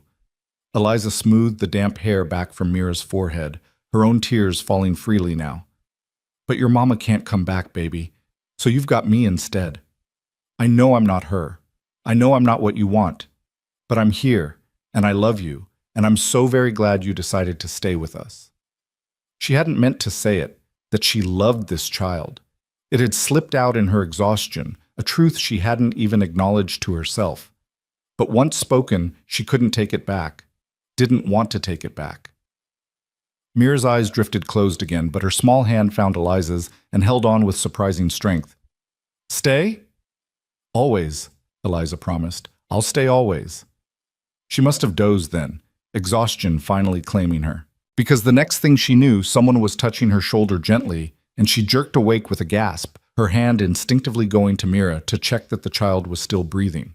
Bo stood beside her, his face showing every hour of a sleepless night. "Doc Morrison's here," he said quietly. "Came at first light like he promised. How is she?" "Fever broke about an hour ago," Eliza said, her voice hoarse from disuse and emotion. She woke up, asked for water, managed a few sips. I think she's going to be all right." Something that might have been a sob caught in Bo's throat, but he swallowed it back. "You stayed all night. I told you I would. James said you barely ate, that you've been up here for almost 24 hours straight. Your daughter needed me," Eliza said simply. That mattered more than sleep or food. Doc Morrison appeared in the doorway then, his medical bag in hand. He examined Mira with efficient movements, his grizzled face betraying nothing until he'd completed his assessment. Finally, he straightened and turned to them with the first hint of a smile Eliza had seen on his craggy features. "She'll live," he pronounced. "Fever's broken, which is the biggest hurdle. She'll need rest for the next week or so, light foods, plenty of fluids. Keep her in bed even after she starts feeling better. Scarlet fever is tricky, and you don't want to relapse. But barring complications, she'll make a full recovery." Bo's knees seemed to buckle slightly, and he reached out to steady himself against the door frame. "Thank God," he whispered. "Thank God." "Thank Miss Moreland here," Doc Morrison said, packing up his instruments. "Most folks wouldn't have known what to do, or wouldn't have had the stamina to do it for so long. She saved your daughter's life, Mr. Thatcher. No question about it." He left them with instructions and another vial of willow bark extract, warning them to watch for the telltale rash that would confirm his scarlet fever diagnosis. After he'd gone, Bo and Eliza stood on either side of Mira's bed, watching the little girl sleep peacefully for the first time in 24 hours. "I don't know how to thank you," Bo said finally, his voice thick with emotion he was trying hard to control. "There aren't words big enough for what you did." "I didn't do anything special," Eliza protested. I stayed, that's all." "That's everything," Bo corrected.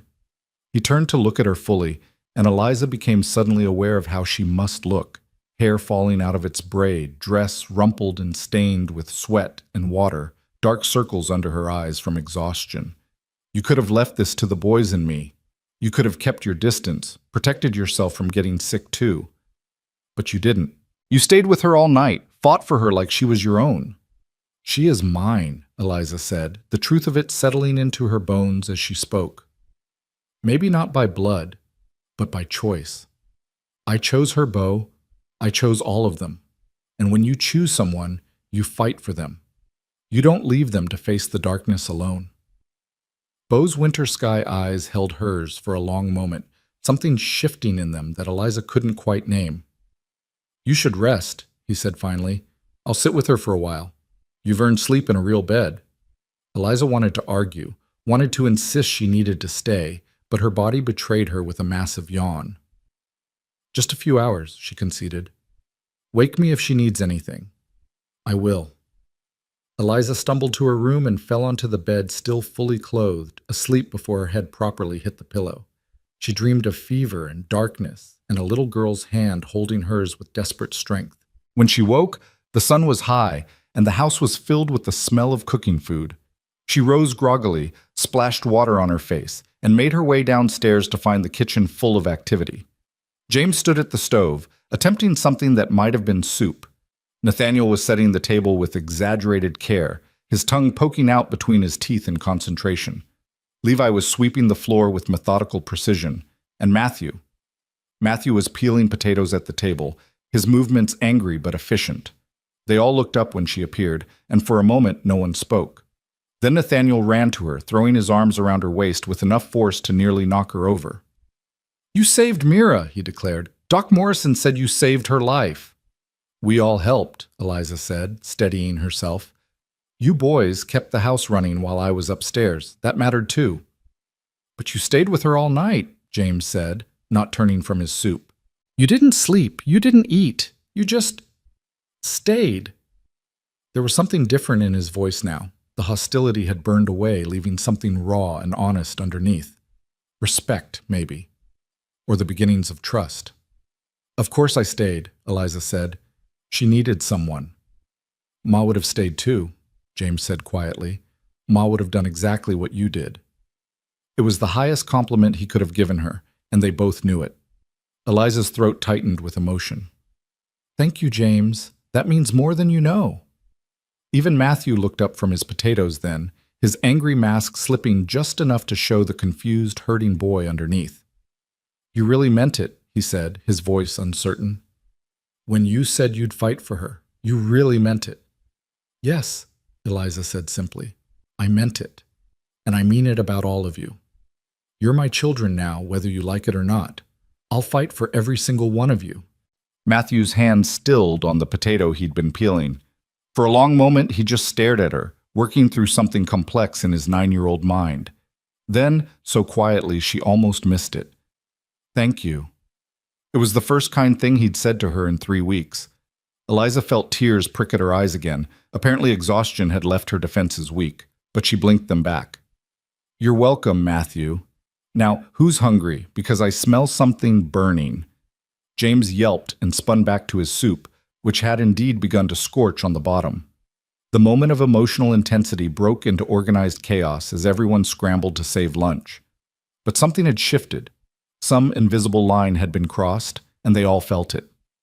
Over the next week, as Mira slowly recovered her strength, the household found a new rhythm. James stopped watching Eliza with suspicion and started actually asking her questions about cooking, about his mother's recipes, about whether she thought a certain shirt was clean enough or needed rewashing. Nathaniel appointed himself her shadow, following her everywhere and narrating her activities like she was the most fascinating person he'd ever met. Levi's gifts increased. More flowers, more interesting rocks, and once a perfectly symmetrical bird's feather that he placed on her pillow with the reverence of someone offering treasure. And Matthew slowly, gradually let his walls come down. It started with small things, passing her the salt at dinner without being asked, offering to carry water from the pump, not scowling quite so fiercely when she asked him to do chores. By the end of the week, he'd actually smiled at something she said, a quick flash of expression that he'd tried to hide but hadn't quite managed. On the 8th day after Mira's fever broke, the little girl was finally well enough to come downstairs for dinner. She was thinner, paler, and still weak enough that Beau had to carry her, but her eyes were bright and her smile was genuine. They gathered around the table, all 7 of them, for the first meal they'd shared since Mira had gotten sick.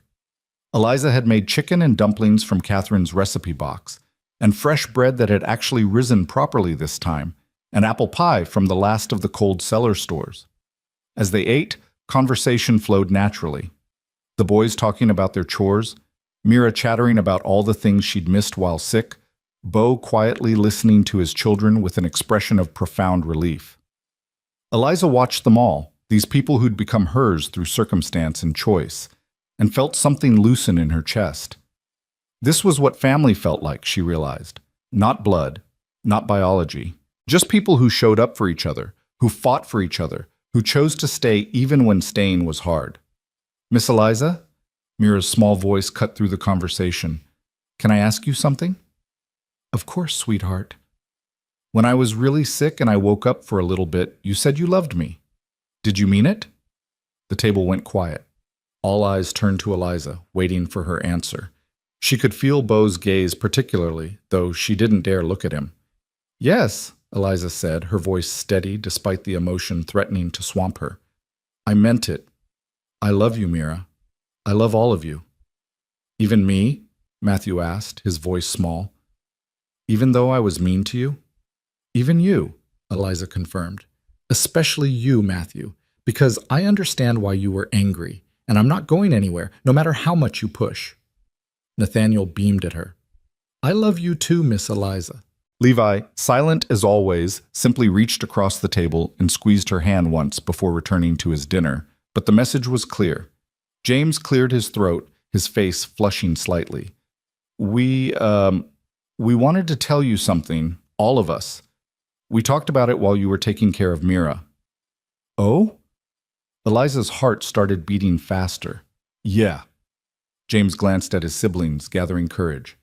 We know you're not our ma. You're not trying to be our ma, and we appreciate that. But you're here, and you care, and you fight for us. So we thought, we wanted to know if, can we call you Mama? Mira blurted out, unable to wait for James to finish his carefully prepared speech.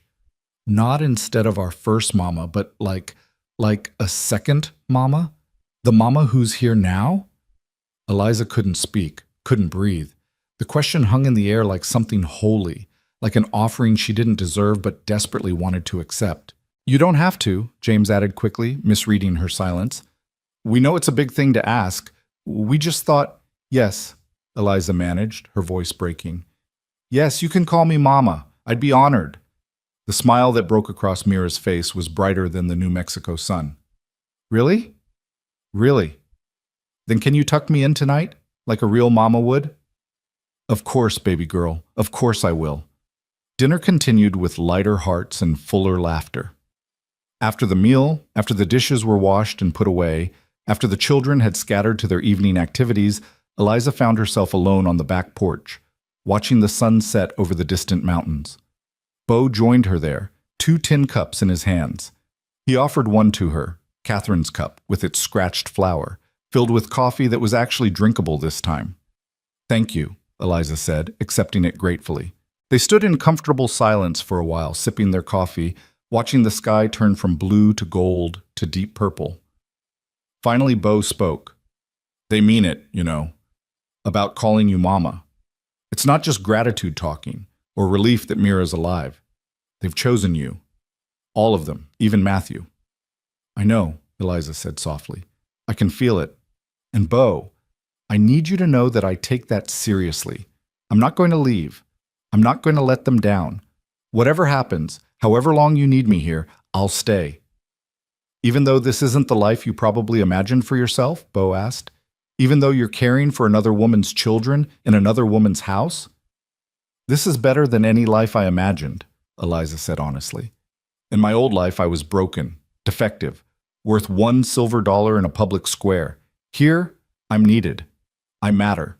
I get to love children who love me back, who chose me not because I could give them life, but because I chose to stay when staying was hard. That's more than I ever thought I'd have. Bo turned to look at her fully, his winter sky eyes reflecting the last of the sunset. You're not defective, Eliza. You never were. Anyone who told you that was a fool. My body can't. Your body isn't what makes you valuable, Bo interrupted gently. Your heart is. Your courage is. The fact that you stayed awake for 24 hours straight fighting for a child who wasn't even yours by blood, that's what makes you valuable. Catherine would have... His voice caught, and he had to pause to collect himself. Catherine would have loved you, would have called you sister, would have been grateful beyond words that her children found you when they needed someone most. Eliza's tears fell freely now, running down her cheeks unchecked. I wish I could have known her. She's here, Bo said, gesturing to the house behind them. In her recipes, in her children, in the way this home was built with love. You're not erasing her, Eliza. You're honoring her, keeping her alive through the life you're giving her children. Thank you, Eliza whispered, for bringing me here, for giving me this chance, for not judging me. Thank you, Bo countered, for staying, for fighting, for loving them, even when they made it hard. They finished their coffee as the last light faded from the sky and the stars began to appear, countless and bright in the clear desert air. And when they finally went inside, when Eliza climbed the stairs to tuck 5 children into bed for the first time as Mama, her heart was fuller than it had ever been. She saved Mira's room for last, the little girl already drowsy but fighting sleep to wait for her promised tucking in. Mama? Mira said as Eliza pulled the covers up around her shoulders. Will you tell me about when you were little? What do you want to know? Everything. I want to know everything about you. So Eliza settled on the edge of the bed and began to tell stories about her own childhood, about her grandmother who'd taught her to braid hair, about the time she'd tried to bake a cake and accidentally used salt instead of sugar. She talked until Mira's eyes drifted closed, until the little girl's breathing evened out into the rhythm of healthy sleep. Good night, baby girl, Eliza whispered, pressing a kiss to Mira's forehead. Sweet dreams. Love you, Mama, Mira mumbled, already more asleep than awake. Love you too, sweetheart. So very much.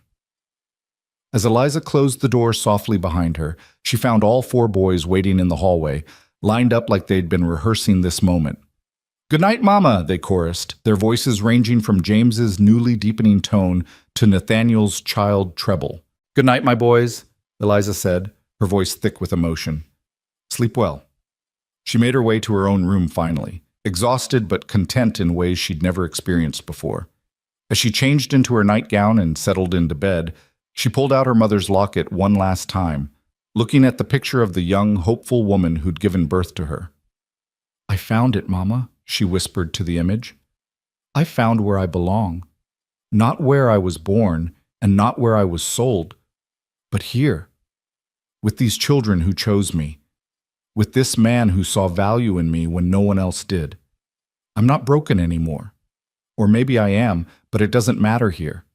Here, broken is just another word for human." She closed the locket and set it on the bedside table next to Catherine's cup with its scratched flower. 2 women's legacies side by side, both honored, both cherished. Outside, the desert sang its nightly song. Inside, a house full of healing hearts settled into peaceful sleep. And in the small room at the top of the stairs, Eliza Moreland, no longer Pemberton, but simply Mama, closed her eyes and dreamed of tomorrow. Summer deepened into the kind of heat that made the air shimmer and dance, turning the New Mexico landscape into something that existed between earth and mirage. The ranch work intensified with the season. Cattle needed moving to higher pastures, fences required constant mending, and the garden demanded daily attention just to survive the relentless sun. But inside the Thatcher house, something had bloomed that had nothing to do with the struggling vegetables or the resilient desert flowers. The children had truly claimed Eliza as their own, and she'd claimed them right back with a fierceness that surprised even herself. Mornings began with Mira crawling into her bed at dawn, snuggling close and whispering elaborate plans for the day. Nathaniel shadowed her through chores, his gap-toothed grin constant and his chatter endless. Levi spoke more now, not frequently, but in careful words that carried weight precisely because he used them so sparingly. James had become her right hand, anticipating needs before she voiced them, teaching her the rhythms of ranch life that his mother had known by heart.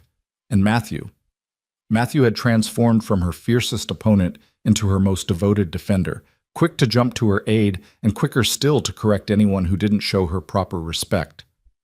It was Matthew's devotion, actually, that led to the incident in town. 6 weeks after Mira's recovery, they needed supplies from Ash Ridge that couldn't wait for the monthly supply run. Flour and sugar had run dangerously low, and Doc Morrison had sent word that he had medicine for Eliza to pick up, a tonic he'd ordered special for building Mira's strength after her illness. "I'll go," Bo had said at breakfast, but Eliza shook her head. "You've got that fence line in the north pasture that can't wait. James told me about it last night. Said if it's not fixed today, you'll lose cattle to the ravine." She wiped her hands on her apron, decision made. "I'll take the wagon to town. Matthew and Nathaniel can come with me for an extra set of hands." Bo had looked uncertain, his coffee cup pausing halfway to his lips. "Are you sure? The folks in Ash Ridge, they weren't exactly kind to you when you left." "Then they can practice being kind now," Eliza said with more confidence than she felt. "I'm not the woman they sold 6 weeks ago, Bo. I'm different now. I have a home, I have children, I have a place where I belong. They can't take that from me." Something flickered in Bo's eyes at that, pride maybe, or approval. "Take James too then, just in case there's trouble." So the 4 of them had set out after breakfast, the wagon rattling along the familiar road toward Ash Ridge. Eliza hadn't been back since the day of her sale, and as the town came into view, small and dusty and full of memories she'd rather forget, her resolve wavered slightly. "Mama?" Nathaniel, sitting beside her on the bench seat, touched her arm. "You're squeezing the reins real tight. Are your hands okay?" Eliza loosened her grip, realizing she'd been strangling the leather. "I'm fine, sweetheart. Just thinking." "About when Grandpa sold you?" Matthew asked from the back of the wagon, his voice carrying that edge of protective anger he got whenever anyone mentioned her past. "Because if anyone says anything mean to you, You'll mind your manners and be polite," Eliza interrupted firmly. We're here for supplies, not confrontation. We get what we need and go home. Understood? Yes, Mama, Matthew muttered, though his scowl suggested he was mentally cataloging potential insults and preparing responses. They pulled up in front of Henderson's General Store, the same building where Bo had loaded supplies the day he'd bought her. Eliza climbed down from the wagon with as much dignity as she could muster, smoothing her dress and straightening her bonnet. She'd worn her church dress today, not the faded everyday calico, but the nicer blue cotton that Catherine's skilled hands had sewn years ago, and that Eliza had carefully let out to fit her own frame. The bell above the door chimed as they entered, and Mrs. Henderson looked up from her counter. The woman's eyes widened in recognition, her mouth forming a small O of surprise. Mrs. She faltered, clearly unsure how to address the woman who'd been sold like property 6 weeks ago. Mrs. Thatcher, James supplied, his young voice carrying unexpected authority. This is our mother now. We need flour, sugar, salt, and whatever else is on this list. He handed over a paper covered in Eliza's careful handwriting. Mrs. Henderson took the list with trembling fingers, her eyes darting between Eliza and the children. Of course, right away. I'll get these things together for you. She scurried into the back room, leaving them alone in the store. Eliza could feel eyes on her from the street, curious townspeople peering through the windows, no doubt already spreading word that the barren woman had returned. Let them stare, Matthew said fiercely, moving closer to Eliza's side. They're just jealous because you're ours now and they don't have anyone half as good. Eliza's heart squeezed at the fierce loyalty in his voice. She rested her hand on his shoulder, giving it a gentle squeeze. Thank you, my love, but remember we don't need their approval. We have each other. Mrs. Henderson returned with their supplies, packing them with nervous efficiency. As she tallied the cost, the bell chimed again, and Eliza's stomach dropped. Harold Pemberton's mother swept into the store like a ship under full sail, all rustling black silk and righteous indignation. She'd been in mourning since Harold's death, and apparently planned to wear her grief like armor indefinitely. Margaret, she addressed Mrs. Henderson without looking at Eliza. I need black thread, and... She stopped mid-sentence as her eyes landed on Eliza. You. The word was packed with enough venom to kill a rattlesnake. Eliza kept her expression neutral, her hands folded calmly in front of her. Mrs. Pemberton, I hope you're well. Well? The older woman's face flushed an alarming shade of purple. Well, you have the audacity to ask about my well-being when you're standing there dressed like you have some claim to respectability? When everyone knows what you are? That barren ghost who killed my son with her deficiency? Your son died in a riding accident, Eliza said quietly, feeling all 3 boys tense beside her. I'm sorry for your loss, truly I am, but his death wasn't my fault any more than my inability to conceive was. Inability? Mrs. Pemberton's voice rose to a screech. You're cursed, that's what you are. Cursed and useless, and don't you dare talk to our mama that way. Matthew stepped forward, his 9-year-old frame vibrating with rage. She's not cursed. She's the best mama in the whole territory, and she takes better care of us than you probably ever took care of anybody. Matthew, Eliza said warningly, but Mrs. Pemberton was already advancing on the boy like an avenging angel. How dare you speak to me that way, you impudent child? Someone should teach you proper respect for your elders. She reached out as if to grab Matthew's ear, but James was suddenly there, inserting himself between the angry woman and his younger brother. At 12, he was nearly as tall as Mrs. Pemberton, and he used every inch of that height now. Don't touch my brother, he said, his voice low and dangerous in a way that reminded Eliza startlingly of Bo. And don't insult our mother. She's worth 10 of anyone in this town, including you. Why, I never... Mrs. Pemberton sputtered. Margaret, are you hearing this? These wild children need discipline. And as for their so-called mother, she's our real mother, Nathaniel piped up, not to be left out. She stayed up all night when Mira was sick and saved her life. What have you ever done that was that brave? Mrs. Henderson, caught in the middle of this confrontation, looked like she wanted the floor to swallow her whole. Perhaps we should all just... I'll tell you what I've done, Mrs. Pemberton cut her off. I've maintained my dignity. I've upheld proper standards. I haven't sold myself to the first man who'd have me for the price of a drink." The slap of those words hung in the air. Eliza felt her carefully maintained composure crack slightly, felt the old shame trying to worm its way back into her heart. But before she could respond, before she could defend herself, all three boys were talking at once. "Pa paid $1 because that's all she was worth to this terrible town. He saved her from you awful people. She's the best thing that ever happened to us." "Boys," Eliza said, her voice cutting through their passionate defense, "that's enough. Thank you for standing up for me, but I can fight my own battles." She turned to face Mrs. Pemberton fully, drawing herself up to her full height. "You're right about one thing. Bo Thatcher bought me for $1 in a public square. Do you know why he only paid $1? Mrs. Pemberton's mouth worked soundlessly. "Because no one else bid," Eliza continued, her voice steady and clear. "Because every person in this town had already decided I was worthless based on something I couldn't control. But Bo Thatcher, he saw something different.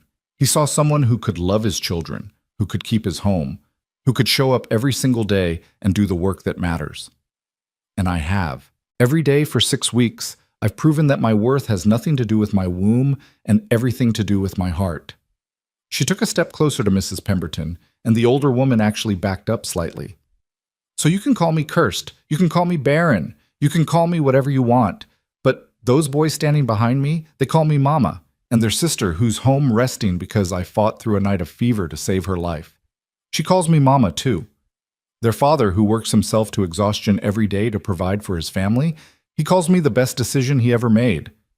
Eliza's voice dropped lower, more intense. "So I'll ask you, Mrs. Pemberton, what do people call you?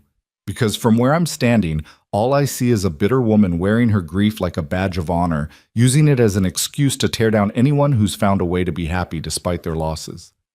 The silence that followed was absolute. Mrs. Henderson stood frozen behind her counter. The boys stared at Eliza with expressions of awe and pride.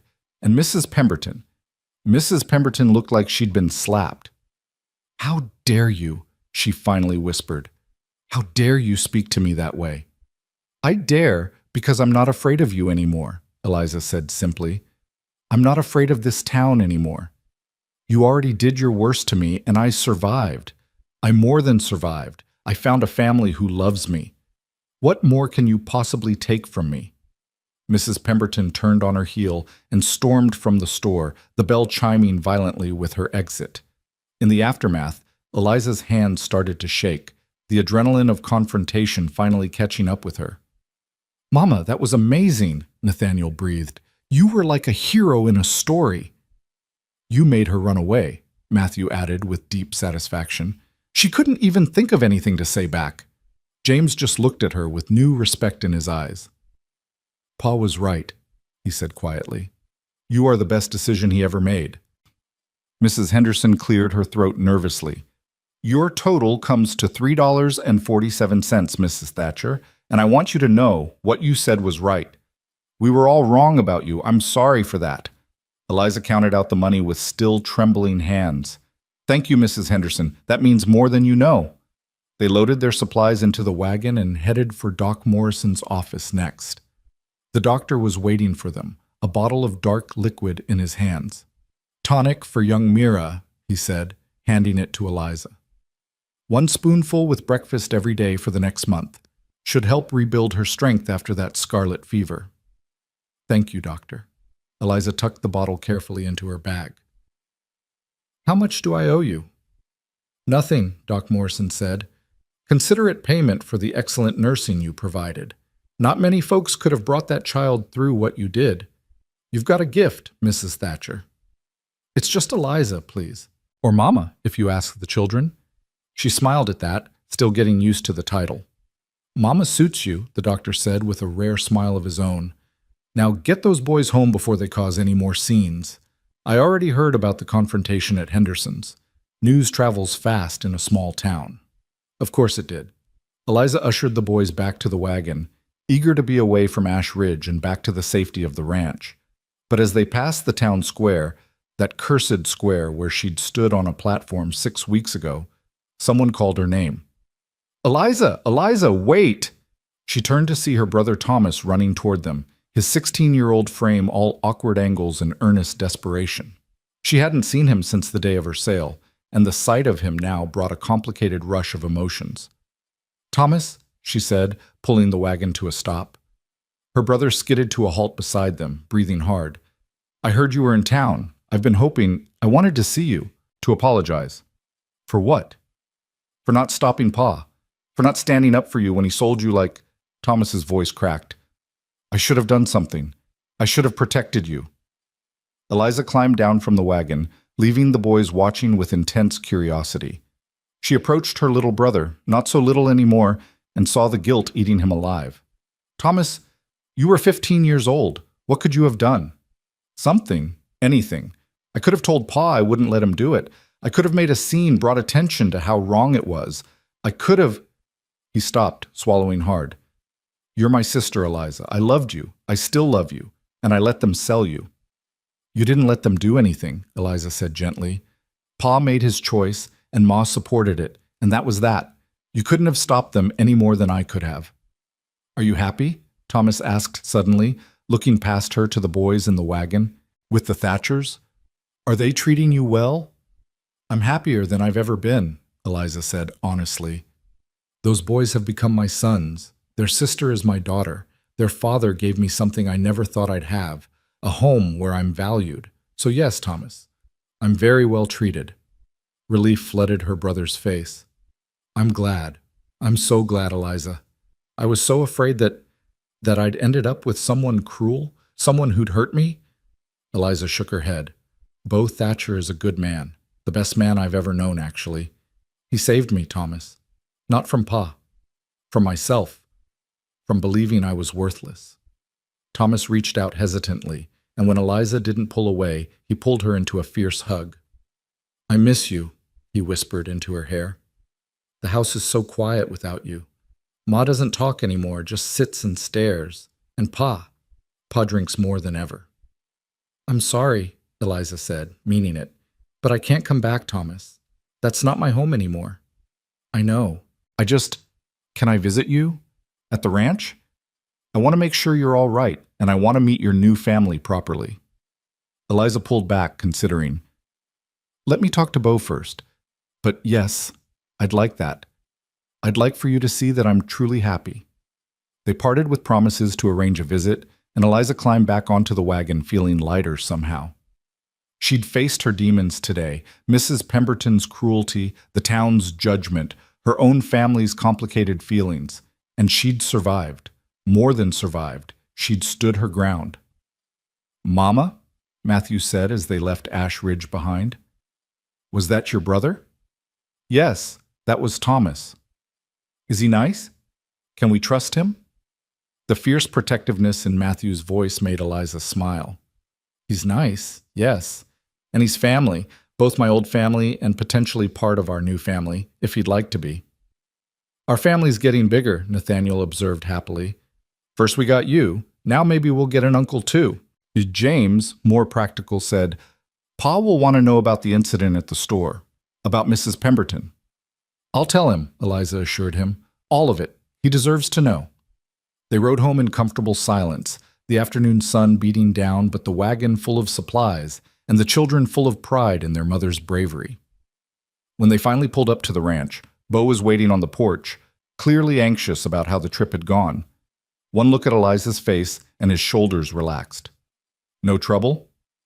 "Some trouble," Eliza admitted, climbing down. "But nothing we couldn't handle. Boys, help unload these supplies. Your father and I need to talk." The boys scattered with the efficiency of well-trained soldiers, and Eliza followed Beau around to the back of the house where they could have privacy. She told him everything.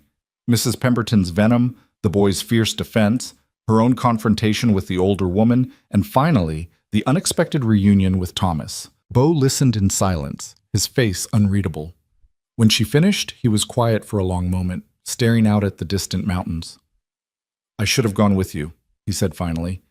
"I needed to do this myself," Eliza countered. "I needed to prove to them and to myself that I'm not the broken woman they sold 6 weeks ago." "You were never broken," Beau said, turning to look at her with those winter sky eyes. but I understand needing to prove it to yourself." He paused. "Your brother, do you want him to visit? If it's all right with you, he's the only family I have left who doesn't think I'm cursed." "Of course it's all right. This is your home, Eliza. You can invite whoever you want." Bo hesitated, then added, "The boys defended you well." "Like little warriors," Eliza agreed with a smile. "They were ready to take on the whole town for my honor." "They love you." "I love them too, more than I ever thought possible." Something shifted in Bo's expression at that, something she couldn't quite name. He took a step closer, close enough that she could feel the warmth radiating from his sun-heated skin. "Eliza, I need to tell you something. I've been trying to find the right words for weeks now, but there never seems to be a right time, and—" "Pa! Mama!" Mira's voice rang out from the house. "Come quick, Levi's talking." They rushed inside to find all 5 children gathered in the main room, staring at Levi with expressions of shock and delight. The quiet boy stood in the center of them, his face flushed but his eyes bright. "What happened?" Bo demanded. "Levi, son, are you all right?" "I'm fine, Pa," Levi said in his soft, careful voice. "I just wanted to tell Mama something important, and it felt like the words were ready to come out, so I let them." "What did you want to tell me, sweetheart?" Eliza asked, kneeling down to his level. Levi looked at her with those enormous, solemn eyes. "I wanted to say thank you for staying when Mama Mira was sick, for loving us even though we're not yours by blood, for being brave today in town when people were mean. You're a good mama, and I'm glad Pa brought you home." Eliza's vision blurred with tears. "Oh, Levi, my sweet boy. I'm glad he brought me home too. So very glad." Levi stepped forward and wrapped his arms around her neck, hugging her with the fierce intensity of a child who'd been saving up affection for months. Eliza held him tight, feeling the last piece of her new family click into place. That evening, after the children were fed and bathed and tucked into bed, after the kitchen was cleaned and the house settled into nighttime quiet, Eliza found herself once again on the back porch with Bo. They'd fallen into this habit over the weeks, sharing the end of the day together, talking over coffee or just sitting in companionable silence. Tonight Bo seemed nervous, his coffee untouched in Catherine's cup that Eliza had insisted he reclaim for himself. "You said you needed to tell me something earlier," Eliza prompted gently, before Levi interrupted. "Yes." Bo set down his cup and turned to face her fully. "Eliza, I want you to know that I never intended, that is, when I brought you here, I only meant to hire help, someone to care for the children while I worked. That's all." "I know that," Eliza said, confused by where this was going. "But somewhere along the way things changed. You changed from hired help to family. The children changed from tolerating you to loving you. And I—" He stopped, running a hand through his hair in frustration. "I'm making a mess of this." "Bo, just say what you need to say." He met her eyes, and the intensity in his gaze made her breath catch. "I'm not ready to marry again. Maybe I never will be. Catherine she was everything to me, and losing her nearly destroyed me. I can't imagine trying to build that kind of love again." Eliza's heart sank, even though she'd never dared to hope for anything beyond what they already had. "I understand. But," Bo continued, reaching out to take her hand, "I want you to know that you're not just hired help anymore. You're not just the woman who cares for my children. You're part of this family, Eliza, permanently, whether I ever marry again or not. Whether you stay as the children's mother or eventually decide to build a life elsewhere, you'll always have a home here. You'll always have us. Do you understand?" "I'm not going anywhere," Eliza whispered. "This is my home. You're my family. I don't need marriage or a title beyond Mama. I just need this life we've built together." Relief flooded Bo's face. "Good. That's good. I just needed you to know that you're secure here, that I'm not going to suddenly decide I don't need you anymore, or that you've fulfilled your purpose and can leave. You're ours, Eliza, for as long as you want to be." "Forever then," Eliza said, squeezing his hand. "I want to be yours forever." They sat together in the darkness, holding hands like children seeking comfort, like friends bound by something deeper than romance. And overhead, the stars wheeled in their ancient patterns, bearing witness to a family that had been broken and was slowly, painfully, beautifully healing itself back together. Inside the house, 5 children slept peacefully, secure in the knowledge that their mama would be there in the morning and the morning after that, and all the mornings stretching out into a future that finally felt safe. And on the back porch, 2 adults who'd each lost everything found themselves grateful for what they'd found in each other. Not passion, perhaps, but partnership. Not romance, but respect. Not the love songs promised, but something steadier, something that just might last. Autumn arrived with unexpected gentleness, the brutal summer heat giving way to cooler mornings and evenings painted in shades of gold. The change in seasons brought its own rhythm to the ranch. Harvest time, preparations for winter, the constant cycle of work that never truly ended but shifted its focus with the turning of the year. Eliza had been with the Thatchers for 4 months now, and the transformation was complete. She no longer felt like an outsider looking in, no longer questioned her right to make decisions or discipline the children or rearrange the kitchen to suit her preferences. This was her home. These were her children, and she'd earned every inch of belonging through sweat and tears and stubborn refusal to give up. The garden had become her special project, the one place where she could pour her energy into creating something from nothing. Catherine's garden had died during those first grief-stricken months after her death, untended, unwatered, left to wither in the harsh New Mexico sun. Eliza had spent weeks clearing the dead plants, turning the soil, coaxing life back into earth that had gone dormant. It was grueling work. The drought that had settled over the territory made every drop of water precious, every seed a gamble. But Eliza refused to let the garden die completely. She hauled water from the well until her arms ached, rigged shade cloths to protect tender seedlings from the worst of the sun, talked to her plants the way she'd once heard Catherine had done, as if encouragement alone could will them to grow. Most of what she planted struggled. The lettuce bolted immediately. The squash vines produced more leaves than fruit.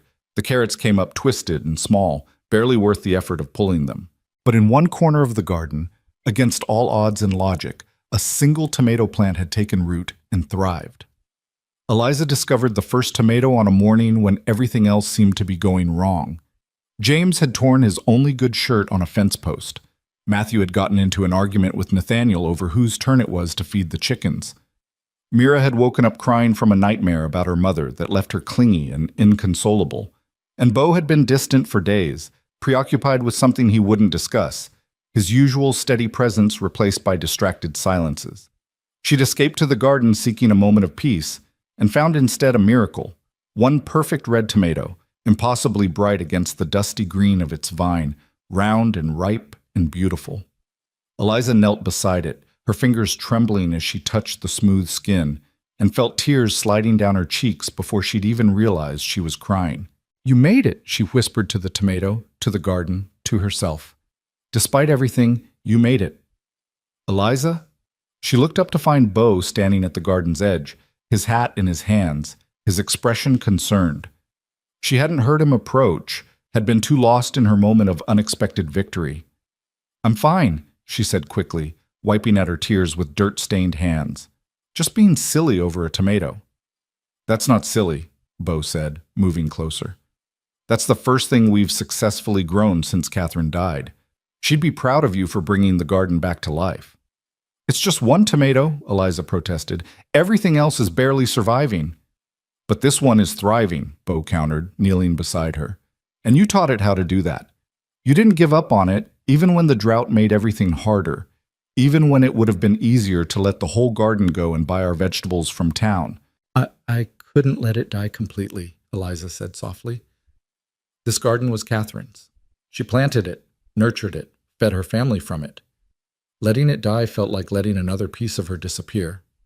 Bo reached out and gently took her dirt-covered hand in his. "You know what Catherine used to say about the garden?" "What?" "She said that growing things was an act of faith, that you put seeds in the ground, not knowing if they'd sprout, you water them, not knowing if they'll thrive, you tend them through drought and heat and every kind of hardship because you believe that life wants to persist, that given even the smallest chance, things that should die will choose to live instead." Eliza looked at their joined hands, his calloused and scarred from years of ranch work, hers marked with fresh dirt and old burns from the kitchen. She was wise. She was, Bo agreed. And she'd recognize that same wisdom in you, Eliza. You're doing the same thing with this family that you did with this garden. You took something that was dying and gave it a reason to live again. I didn't do it alone. You were here. The children were here. We were surviving, Bo interrupted, just barely making it from one day to the next. You taught us how to thrive again, how to find joy in small things, how to believe that life could be good even after loss. He paused, his thumb tracing circles on the back of her hand. I need to tell you something I should have told you weeks ago. Eliza's heart started beating faster. What is it? Before Bo could answer, Matthew's voice rang out from the house. Mama, Mama, there's people coming. Fancy people in a wagon. Bo stood quickly, pulling Eliza to her feet. They moved to the front of the house where all 5 children had gathered on the porch, staring at an approaching wagon that was indeed far fancier than anything usually seen on ranch roads. As it drew closer, Eliza recognized the driver, Samuel Hutchins, a lawyer from Santa Fe who occasionally did business in Ash Ridge, but it was the passengers who made her breath catch. 2 men in suits that cost more than most families earned in a year, their faces serious and official. Stay with the children, Bo said quietly. Let me handle this. But Eliza had a sinking feeling that whatever these men wanted, it involved her. She gathered the children close, her arms around Mira and Nathaniel, while the older boys flanked her protectively. Samuel Hutchins climbed down from the wagon, doffing his hat respectfully. Mr. Thatcher, Mrs. Thatcher, my apologies for arriving unannounced, but these gentlemen insisted on making the journey as soon as they heard.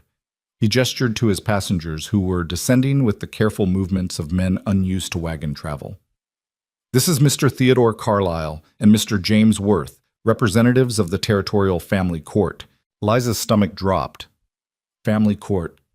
That meant only one thing. Someone was challenging her place here, claiming she had no legal right to these children. What's this about? Bo's voice was level, but Eliza could see the tension in his shoulders. Mr. Carlyle, the older of the 2 officials, stepped forward. Mr. Thatcher, we've received a formal complaint regarding the welfare of your children. Specifically, concerns have been raised about the unusual circumstances under which you acquired Miss Eliza Moreland as their caregiver. Mrs. Thatcher, James said sharply, she's our mother. I understand that's what you call her, son, Mr. Carlyle said with practiced gentleness. But legally speaking, there's no adoption papers, no marriage certificate, no formal arrangement that gives Miss Moreland any legal standing as your guardian. The complaint suggests that your father essentially purchased a woman in a public auction and installed her in his home with 5 children. That's concerning from a legal standpoint. Who filed the complaint? Bo demanded. Mr. Worth consulted a paper. A Mrs. Agnes Pemberton of Ash Ridge. She claims to be the grandmother of one Harold Pemberton, deceased, who was formerly married to Miss Moreland. She's arguing that a woman who was sold like property, who failed to produce children in a legitimate marriage, has no business raising children unsupervised. That's a lie, Matthew shouted. Mama's the best. She saved Mira's life. She takes care of us better than anyone. Matthew, inside, Eliza said quietly. All of you, inside the house. But Mama, inside now. Let your father and me handle this. The children reluctantly obeyed, though she could see faces pressed against the windows immediately, watching with fearful eyes. Once they were gone, Eliza turned to face the officials with her head held high. Mrs. Pemberton has never forgiven me for not giving her grandchildren, she said clearly. Her son's death was convenient ammunition, but this isn't about my fitness as a mother. This is about revenge for not fulfilling her expectations. Be that as it may, Mr. Carlyle said, we're obligated to investigate any formal complaint regarding child welfare. We'll need to inspect the home, interview the children, and assess whether they're being properly cared for. Of course, Bo said tightly. You're welcome to inspect whatever you need, but I want it on record that Eliza has been the best thing to happen to this family since my wife died. My children love her. She's transformed our home, and if you try to take her from us, you'll have a fight on your hands. No one's talking about taking anyone anywhere yet, Mr. Thatcher, Samuel Hutchins interjected. Let's all take a breath and handle this professionally. The next 2 hours were excruciating. The officials went through every room of the house, making notes about cleanliness and organization. They checked the children's sleeping arrangements, examined their clothes for signs of wear or neglect, looked through the pantry to assess food supplies. They questioned each child separately, asking about their daily routines, whether they were happy, whether they felt safe, whether Eliza had ever mistreated them in any way. Eliza stood in the kitchen the whole time, her hands gripped so tightly together that her knuckles had gone white. Bo stayed close, a solid presence at her shoulder, but even his support couldn't calm the terror rising in her chest. They were going to take her away.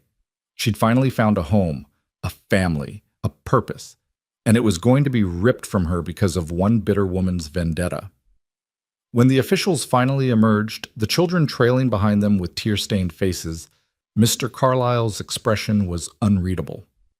"Based on our investigation," he said formally, "we've found the following.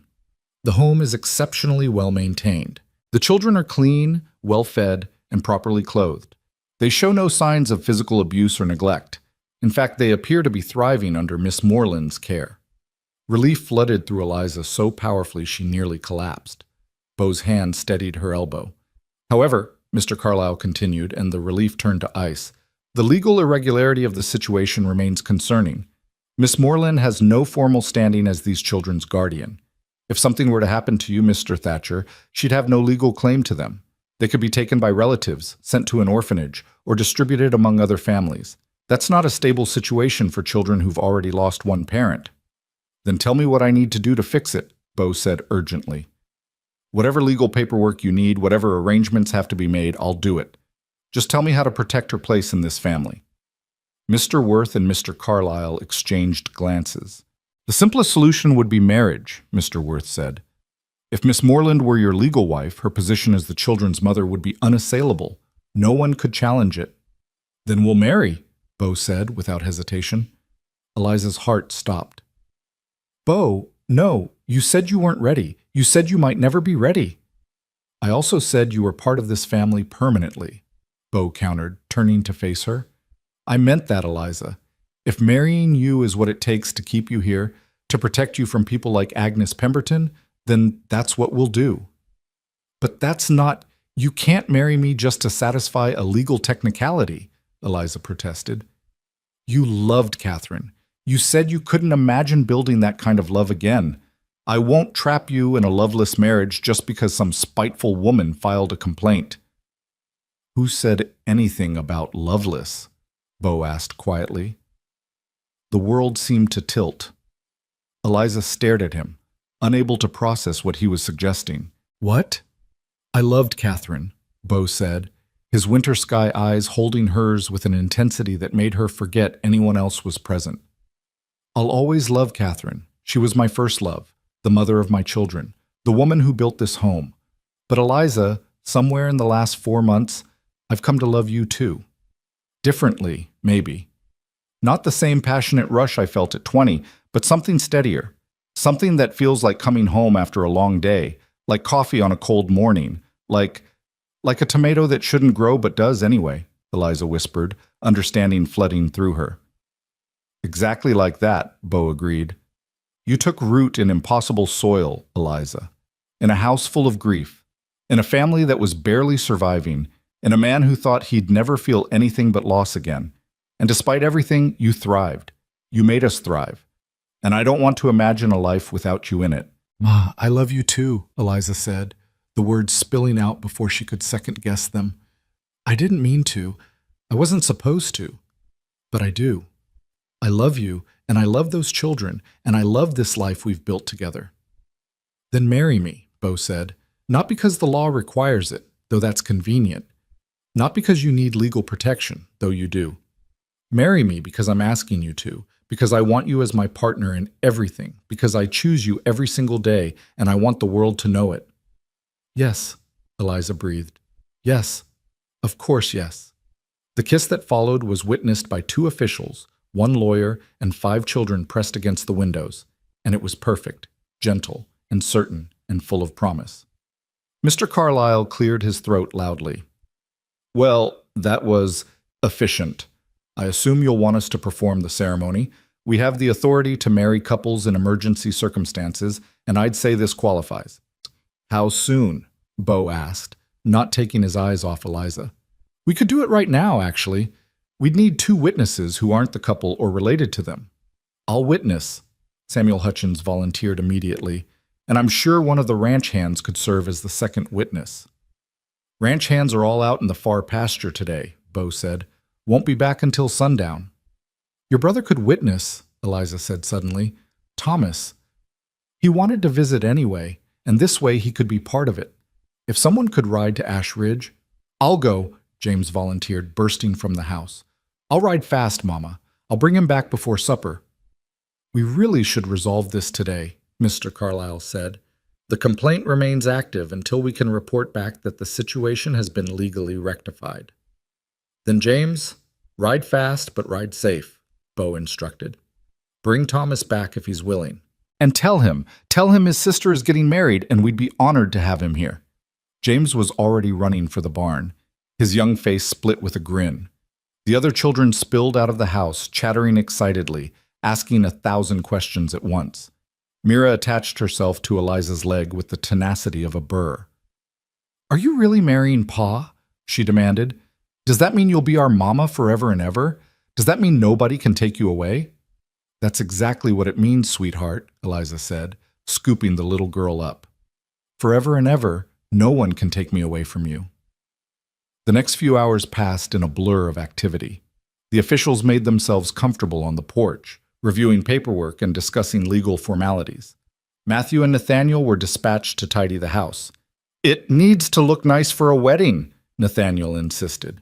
Levi, in his quiet way, picked wildflowers from the areas around the garden and fashioned them into a simple bouquet.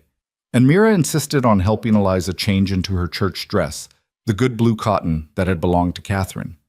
"Mama Catherine would want you to wear it," Mira said seriously, smoothing the fabric. "She'd be happy that Pa found you. She'd want him to be happy again." "Do you really think so?" Eliza asked, her throat tight with emotion. "I know so," Mira said with the absolute certainty of childhood. "I asked her last night in my prayers, and she told me. She said to tell you thank you for taking care of us, and that she's glad we're going to be a real family now." Eliza gathered the little girl close, tears streaming down her face. "I'm glad too, baby girl. So very glad." Thomas arrived just as the sun was beginning its descent toward the mountains, dusty from the ride and wide-eyed at the chaos he'd entered.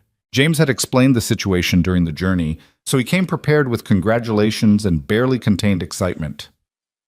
"You're happy?" he asked Eliza privately, searching her face for any sign of doubt. "This is what you want?" "More than anything," Eliza assured him. "I know it probably seems rushed and under strange circumstances, but Thomas, I love him. I love this family. This is where I belong." "Then I'm happy for you," Thomas said, pulling her into a hug. "You deserve this, Eliza. After everything Pa and Ma put you through, after everything this town said about you, you deserve to be loved." The ceremony itself was simple but profound. They gathered in front of the house as the sunset painted the sky in impossible colors, the whole family arranged around them. Mr. Carlyle spoke the words with surprising gentleness, his official formality softening in the face of such obvious affection. "Do you, Beauregard Thatcher, take this woman to be your lawfully wedded wife, to have and to hold from this day forward, for better or worse, for richer or poorer, in sickness and in health, as long as you both shall live?" "I do," Bo said clearly, his eyes never leaving Eliza's face. "And do you, Eliza Moreland, take this man to be your lawfully wedded husband, to have and to hold from this day forward, for better or worse, for richer or poorer, in sickness and in health, as long as you both shall live?" "I do," Eliza whispered, her voice thick with tears. "By the authority granted to me by the territory of New Mexico, I now pronounce you husband and wife. You may kiss your bride." The kiss was witnessed by 5 cheering children, 1 beaming brother, 2 pleased officials, and 1 satisfied lawyer, and it felt like sealing a promise that had been made weeks ago but was only now being formalized. When they broke apart, Bo rested his forehead against hers and murmured, "Hello, Mrs. Thatcher." "Hello, Mr. Thatcher," Eliza replied, laughing through her tears. The children swarmed them immediately, demanding hugs and attention and reassurance that this meant everything was settled now, that Mama was theirs forever, that the mean lady from town couldn't take her away. Eliza held each one, promised them everything they needed to hear, felt the last piece of her broken heart click into place. After the officials and Samuel Hutchins had departed, taking with them official documentation of the marriage that would close Mrs. Pemberton's complaint permanently, and after Thomas had ridden home with promises to visit again soon, the newly expanded Thatcher family gathered around the dinner table for a celebratory meal. Eliza had prepared Catherine's special pot roast recipe, and dessert was a single perfect tomato, sliced and shared among 7 people with reverence usually reserved for communion. "This is the best tomato I've ever tasted," Nathaniel declared around his mouthful. "That's because Mama grew it," Mira said proudly. "She made it grow when everything else was dying." "She taught us that sometimes the most important things are the ones that seem impossible at first," James added, his 12-year-old wisdom making him sound far older. "Like making a garden grow in a drought, or making a family heal after losing someone, or finding love when you thought you'd lost the ability to feel it." Bo reached across the table and took Eliza's hand, squeezing gently. "Your brother's getting philosophical in his old age." "He's right, though," Eliza said. "All the best things are the ones that shouldn't work but do anyway. Like this family, like this life, like us." After dinner, after the children had been tucked into bed with extra hugs and reassurances, after the house had settled into peaceful quiet, Eliza and Bo found themselves once again on the back porch, sharing the end of the day together. But tonight was different. Tonight they sat closer, his arm around her shoulders, her head resting against his chest. "I was trying to figure out how to ask you," Bo said into the comfortable silence, "before those officials showed up. I'd been working on it for weeks, trying to find the right words, the right moment. I wanted to do it properly, romantically, not as a response to a legal threat." "I don't care about romantic gestures," Eliza said. "I care that you meant it, that you weren't just saying it to satisfy Mr. Carlyle." "I meant every word," Bo assured her. "Catherine taught me that love doesn't have to look the same every time, that you can love someone with passion and fire, and you can love someone else with steadiness and comfort, and both kinds of love are real. Both kinds matter." "I'll never try to replace her," Eliza promised, "in your heart or in this house." "You're not replacing her," Bo said gently. "You're writing a new chapter. Catherine was the story of my youth, my first great love, the mother who gave my children life. You're the story of my second chance, the woman who taught me that life continues even after loss, the mother who gave my children hope. There's room for both stories in one life." They sat together watching the stars emerge, talking quietly about their hopes for the future, making plans for the ranch and the children and the garden that would need replanting in spring. And as the night deepened and the desert sang its ancient song, they moved inside together for the first time as husband and wife, ready to build on the foundation they'd been constructing since that day in Ash Ridge, when a desperate man paid $1 for a woman the world had decided was worthless. The years that followed were not easy. Ranch life never was.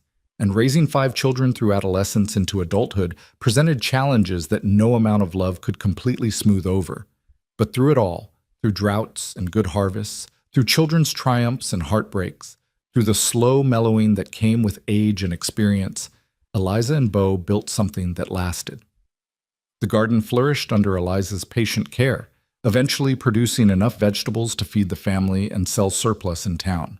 Matthew grew into a fine young man, his anger transformed into passion for justice that led him to study law.